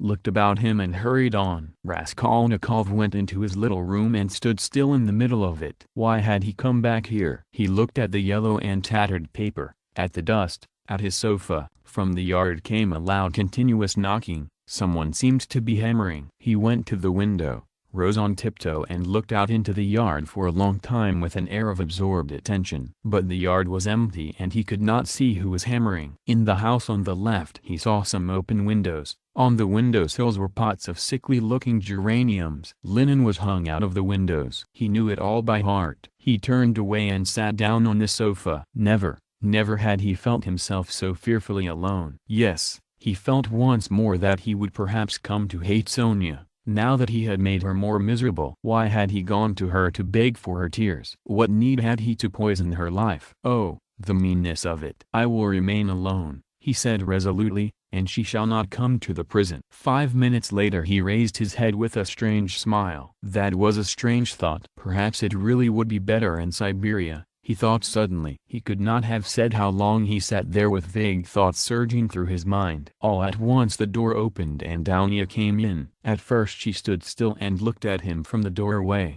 just as he had done at Sonia. Then she came in and sat down in the same place as yesterday, on the chair facing him. He looked silently and almost vacantly at her. "Don't be angry, brother, I've only come for 1 minute," said Downia. Her face looked thoughtful but not stern. Her eyes were bright and soft. He saw that she too had come to him with love. "Brother, now I know all. Dmitri Prokofitch has explained and told me everything. They are worrying and persecuting you through a stupid and contemptible suspicion. Dmitri Prokofitch told me that there is no danger, and that you are wrong in looking upon it with such horror. I don't think so, and I fully understand how indignant you must be, and that indignation may have a permanent effect on you. That's what I am afraid of. As for your cutting yourself off from us, I don't judge you, I don't venture to judge you, and forgive me for having blamed you for it. I feel that I too, if I had so great a trouble, should keep away from everyone. I shall tell mother nothing of this, but I shall talk about you continually and shall tell her from you that you will come very soon. Don't worry about her, I will set her mind at rest. But don't you try her too much. Come once at least, remember that she is your mother. And now I have come simply to say," Downia began to get up, "that if you should need me or should need all my life or anything, call me, and I'll come. Goodbye." She turned abruptly and went towards the door. Downia. Raskolnikov stopped her and went towards her. "That Razumihин, Dmitri Prokofitch, is a very good fellow." Downia flushed slightly. "Well?" she asked, waiting a moment. "He is competent, hard-working, honest and capable of real love." "Goodbye, Downia." Downia flushed crimson, then suddenly she took alarm. "But what does it mean, brother? Are we really parting forever that you give me such a parting message?" "Never mind. Goodbye." He turned away, and walked to the window. She stood a moment, looked at him uneasily, and went out troubled. No, he was not cold to her. There was an instant, the very last one, when he had longed to take her in his arms and say goodbye to her, and even to tell her, but he had not dared even to touch her hand. Afterwards she may shudder when she remembers that I embraced her, and will feel that I stole her kiss. And would she stand the test? He went on a few minutes later to himself. No, she wouldn't. Girls like that can't stand things. They never do. And he thought of Sonia. There was a breath of fresh air from the window. The daylight was fading. He took up his cap and went out. He could not, of course, and would not consider how ill he was. But all this continual anxiety and agony of mind could not but affect him. And if he were not lying in high fever, it was perhaps just because this continual inner strain helped to keep him on his legs and in possession of his faculties. But this artificial excitement could not last long. He wandered aimlessly. The sun was setting. A special form of misery had begun to oppress him of late. There was nothing poignant, nothing acute about it, but there was a feeling of permanence, of eternity about it. It brought a foretaste of hopeless years of this cold leaden misery, a foretaste of an eternity on a square yard of space. Towards evening this sensation usually began to weigh on him more heavily. With this idiotic, purely physical weakness, depending on the sunset or something, one can't help doing something stupid. "You'll go to Downia, as well as to Sonia," he muttered bitterly. He heard his name called. He looked round. Lebeziatnikov rushed up to him. "Only fancy, I've been to your room looking for you. Only fancy, she's carried out her plan, and taken away the children. Sofia Semyonovna and I have had a job to find them. She is rapping on a frying pan and making the children dance. The children are crying. They keep stopping at the crossroads and in front of shops. There's a crowd of fools running after them. Come along." "And Sonya?" Raskolnikov asked anxiously, hurrying after Lebeziatnikov. "Simply frantic. That is, it's not Sofia Semyonovna's frantic, but Katerina Ivanovna, though Sofia Semyonova's frantic too. But Katerina Ivanovna is absolutely frantic. I tell you she is quite mad. They'll be taken to the police. You can fancy what an effect that will have. They are on the canal bank, near the bridge now, not far from Sofia Semyonovna's, quite close. On the canal bank near the bridge and not 2 houses away from the one where Sonya lodged, there was a crowd of people, consisting principally of gutter children." The hoarse broken voice of Katerina Ivanovna could be heard from the bridge, and it certainly was a strange spectacle likely to attract a street crowd. Katerina Ivanovna in her old dress with the green shawl, wearing a torn straw hat, crushed in a hideous way on one side, was really frantic. She was exhausted and breathless. Her wasted consumptive face looked more suffering than ever, and indeed out of doors in the sunshine a consumptive always looks worse than at home. But her excitement did not flag, and every moment her irritation grew more intense. She rushed at the children, shouted at them, coaxed them, told them before the crowd how to dance and what to sing, began explaining to them why it was necessary, and driven to desperation by their not understanding, beat them. Then she would make a rush at the crowd.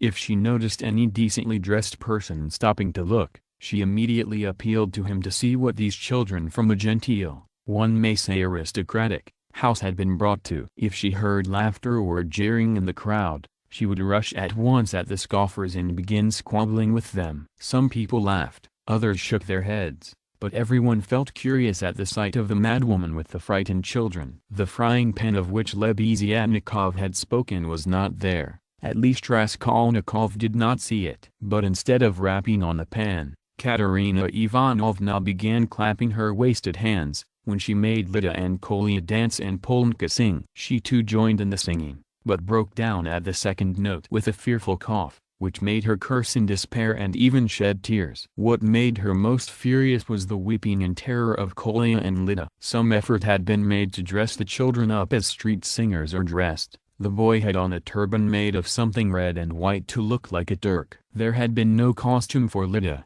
She simply had a red knitted cap, or rather a nightcap that had belonged to Marmeladov, decorated with a broken piece of white ostrich feather, which had been Katerina Ivanovna's grandmother's and had been preserved as a family possession. Polka was in her everyday dress. She looked in timid perplexity at her mother, and kept at her side, hiding her tears. She dimly realized her mother's condition, and looked uneasily about her. She was terribly frightened of the street and the crowd. Sonya followed Katerina Ivanovna, weeping and beseeching her to return home, but Katerina Ivanovna was not to be persuaded. "Leave off, Sonya, leave off," she shouted, speaking fast, panting and coughing. "You don't know what you ask. You are like a child. I've told you before that I am not coming back to that drunken German. Let everyone, let all Petersburg see the children begging in the streets, though their father was an honorable man who served all his life in truth and fidelity, and one may say died in the service."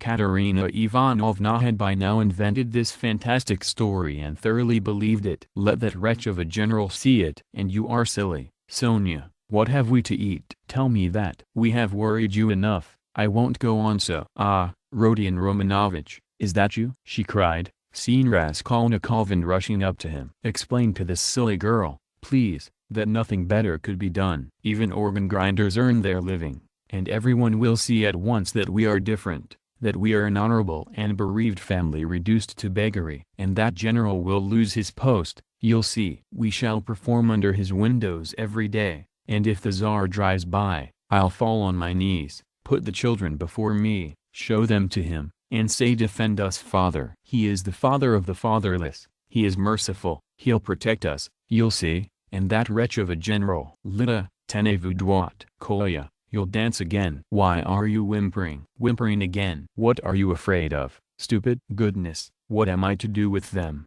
Rodion Romanovich? If you only knew how stupid they are. What's one to do with such children? And she, almost crying herself, which did not stop her uninterrupted, rapid flow of talk, pointed to the crying children. Raskolnikov tried to persuade her to go home, and even said, hoping to work on her vanity, that it was unseemly for her to be wandering about the streets like an organ grinder, as she was intending to become the principal of a boarding school.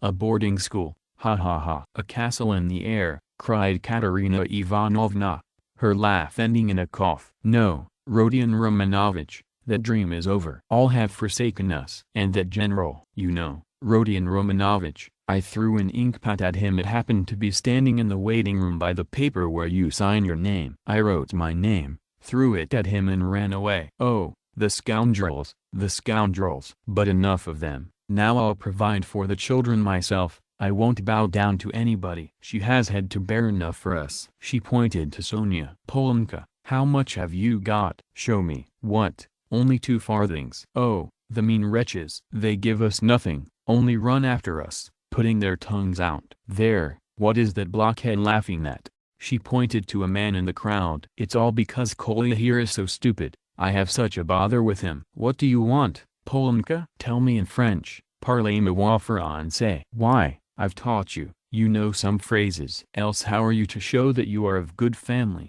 well brought up children, and not at all like other organ grinders? We aren't going to have a Punch and Judy show in the street, but to sing a genteel song. Ah, yes. What are we to sing? You keep putting me out, but you see, we are standing here, Rodion Romanovich, to find something to sing and get money, something Kolya can dance to. For, as you can fancy, our performance is all impromptu. We must talk it over and rehearse it all thoroughly, and then we shall go to Nevsky, where there are far more people of good society, and we shall be noticed at once. Lida knows my village only, nothing but my village, and everyone sings that. We must sing something far more genteel. Well, have you thought of anything, Polenka? If only you'd help your mother. My memory's quite gone, or I should have thought of something. We really can't sing in Hussar. Ah, let us sing in French. 5 sous, I have taught it you, I have taught it you. And as it is in French, people will see at once that you are children of good family,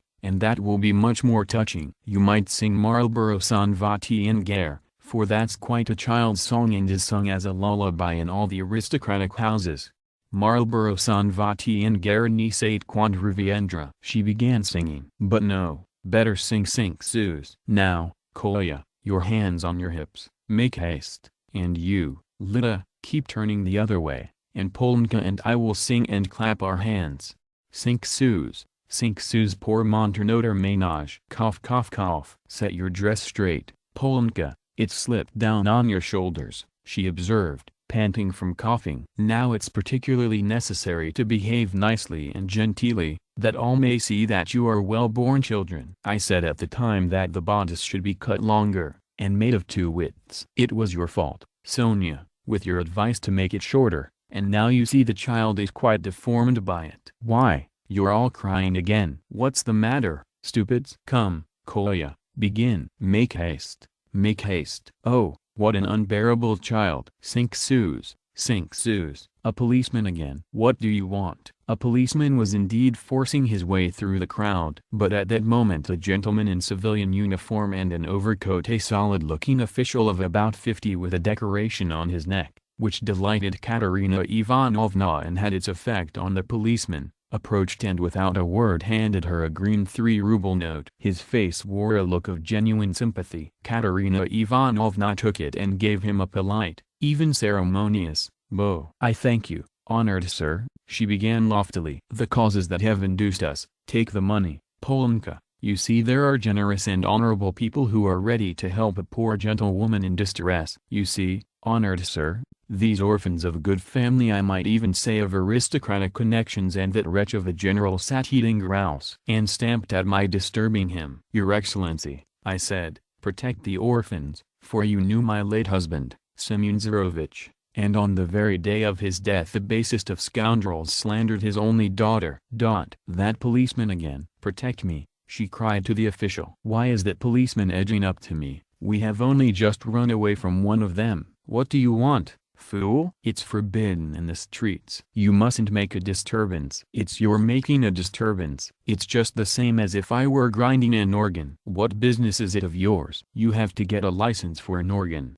and you haven't got one, and in that way you collect a crowd. Where do you lodge? What? A license? Wailed Katerina Ivanovna. I buried my husband today. What need of a license? Calm yourself, madam, calm yourself, began the official. Come along, I will escort you. This is no place for you in the crowd. You are ill. Honored sir, you don't know, screamed Katerina Ivanovna. We are going to the Nevsky. Sonia, where is she? She is crying too. What's the matter with you all? Kolya, Lida, where are you going? She cried suddenly in alarm. Oh, silly children. Kolya, Lida, where are they off to? Kolya and Lida, scared out of their wits by the crowd, and their mother's mad pranks, suddenly seized each other by the hand, and ran off at the sight of the policeman who wanted to take them away somewhere. Weeping and wailing, poor Katerina Ivanovna ran after them. She was a piteous and unseemly spectacle, as she ran, weeping and panting for breath. Sonia and Polonka rushed after them. Bring them back,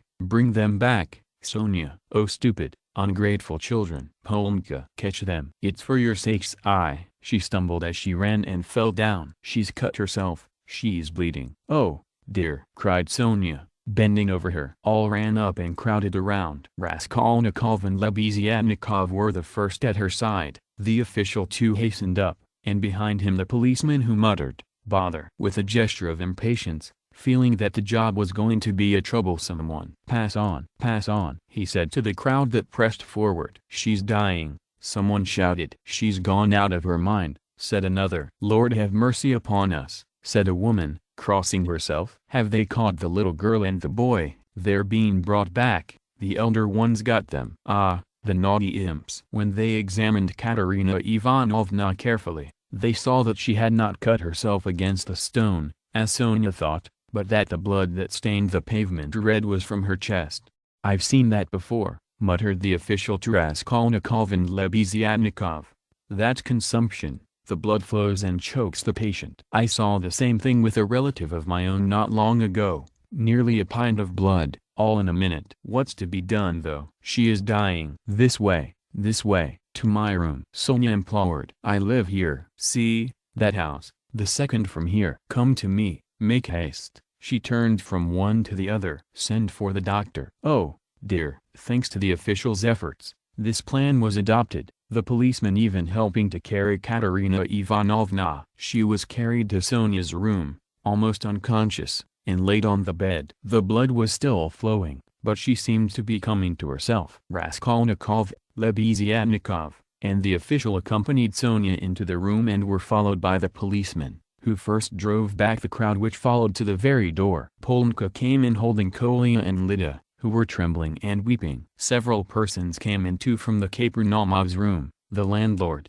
a lemonade man of strange appearance with whiskers and hair that stood up like a brush, his wife, a woman with an everlastingly scared expression, and several open-mouthed children with wonder-struck faces. Among these, Svidrigaïlov suddenly made his appearance. Raskolnikov looked at him with surprise, not understanding where he had come from and not having noticed him in the crowd. A doctor and priest were spoken of. The official whispered to Raskolnikov that he thought it was too late now for the doctor, but he ordered him to be sent for. Kapernaumov ran himself. Meanwhile Katerina Ivanovna had regained her breath. The bleeding ceased for a time. She looked with sick but intent and penetrating eyes at Sonia, who stood pale and trembling, wiping the sweat from her brow with a handkerchief. At last she asked to be raised. They sat her up on the bed, supporting her on both sides. Where are the children? She said in a faint voice. You've brought them, Polonka? Oh the sillies. Why did you run away? Ach!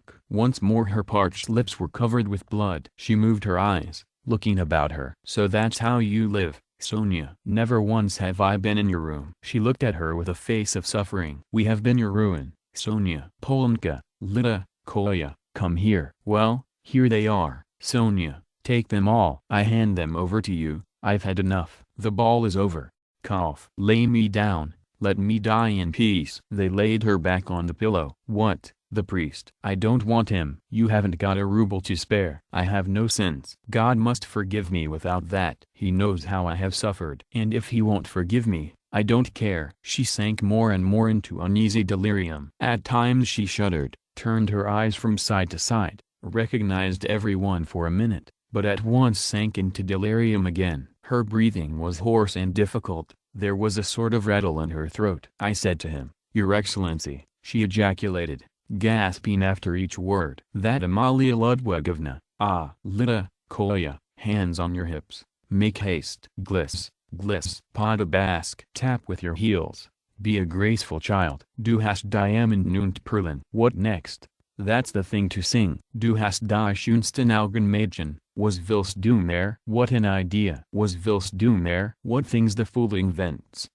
Yes. In the heat of midday in the Vale of Dagestan. How I loved it. I loved that song to distraction. Polka. Your father, you know, used to sing it when we were engaged. Oh, those days. Oh, that's the thing for us to sing. How does it go? I've forgotten. Remind me. How was it? She was violently excited and tried to sit up. At last, in a horribly hoarse, broken voice, she began, shrieking and gasping at every word, with a look of growing terror. In the heat of midday, in the Vale of Dagestan, with lead in my breast. Your Excellency, she wailed suddenly with a heartrending scream and a flood of tears. Protect the orphans. You have been their father's guest. One may say aristocratic. She started, regaining consciousness, and gazed at all with a sort of terror, but at once recognized Sonia. Sonia, Sonia, she articulated softly and caressingly, as though surprised to find her there. Sonia darling, are you here, too? They lifted her up again. Enough. It's over. Farewell. Poor thing. I am done for. I am broken. She cried with vindictive despair, and her head fell heavily back on the pillow. She sank into unconsciousness again, but this time it did not last long. Her pale,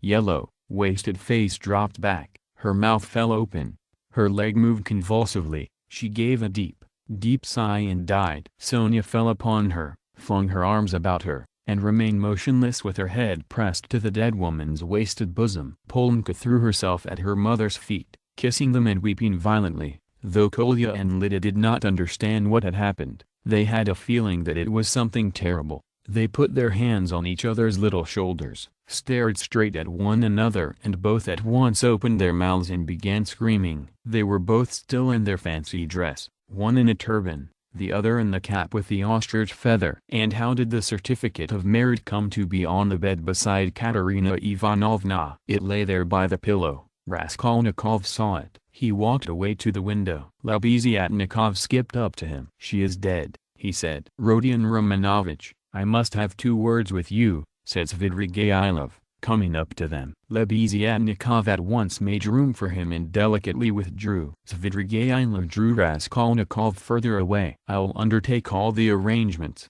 the funeral and that. You know it's a question of money and, as I told you, I have plenty to spare. I will put those 2 little ones and Polka into some good orphan asylum, and I will settle 1,500 rubles to be paid to each on coming of age, so that Sofia Semyonovna need have no anxiety about them. And I will pull her out of the mud too, for she is a good girl, isn't she? So tell Avdotya Romanovna that is how I am spending her 10,000. What is your motive for such benevolence?" asked Raskolnikov. "Ah, you skeptical person," laughed Svidrigaïlov. "I told you I had no need of that money. Won't you admit that it's simply done from humanity? She wasn't a louse, you know." He pointed to the corner where the dead woman lay. "Was she, like some old pawnbroker woman? Come, you'll agree, is Luzhin to go on living and doing wicked things, or is she to die? And if I didn't help them, Polka would go the same way." He said this with an air of a sort of gay winking slyness,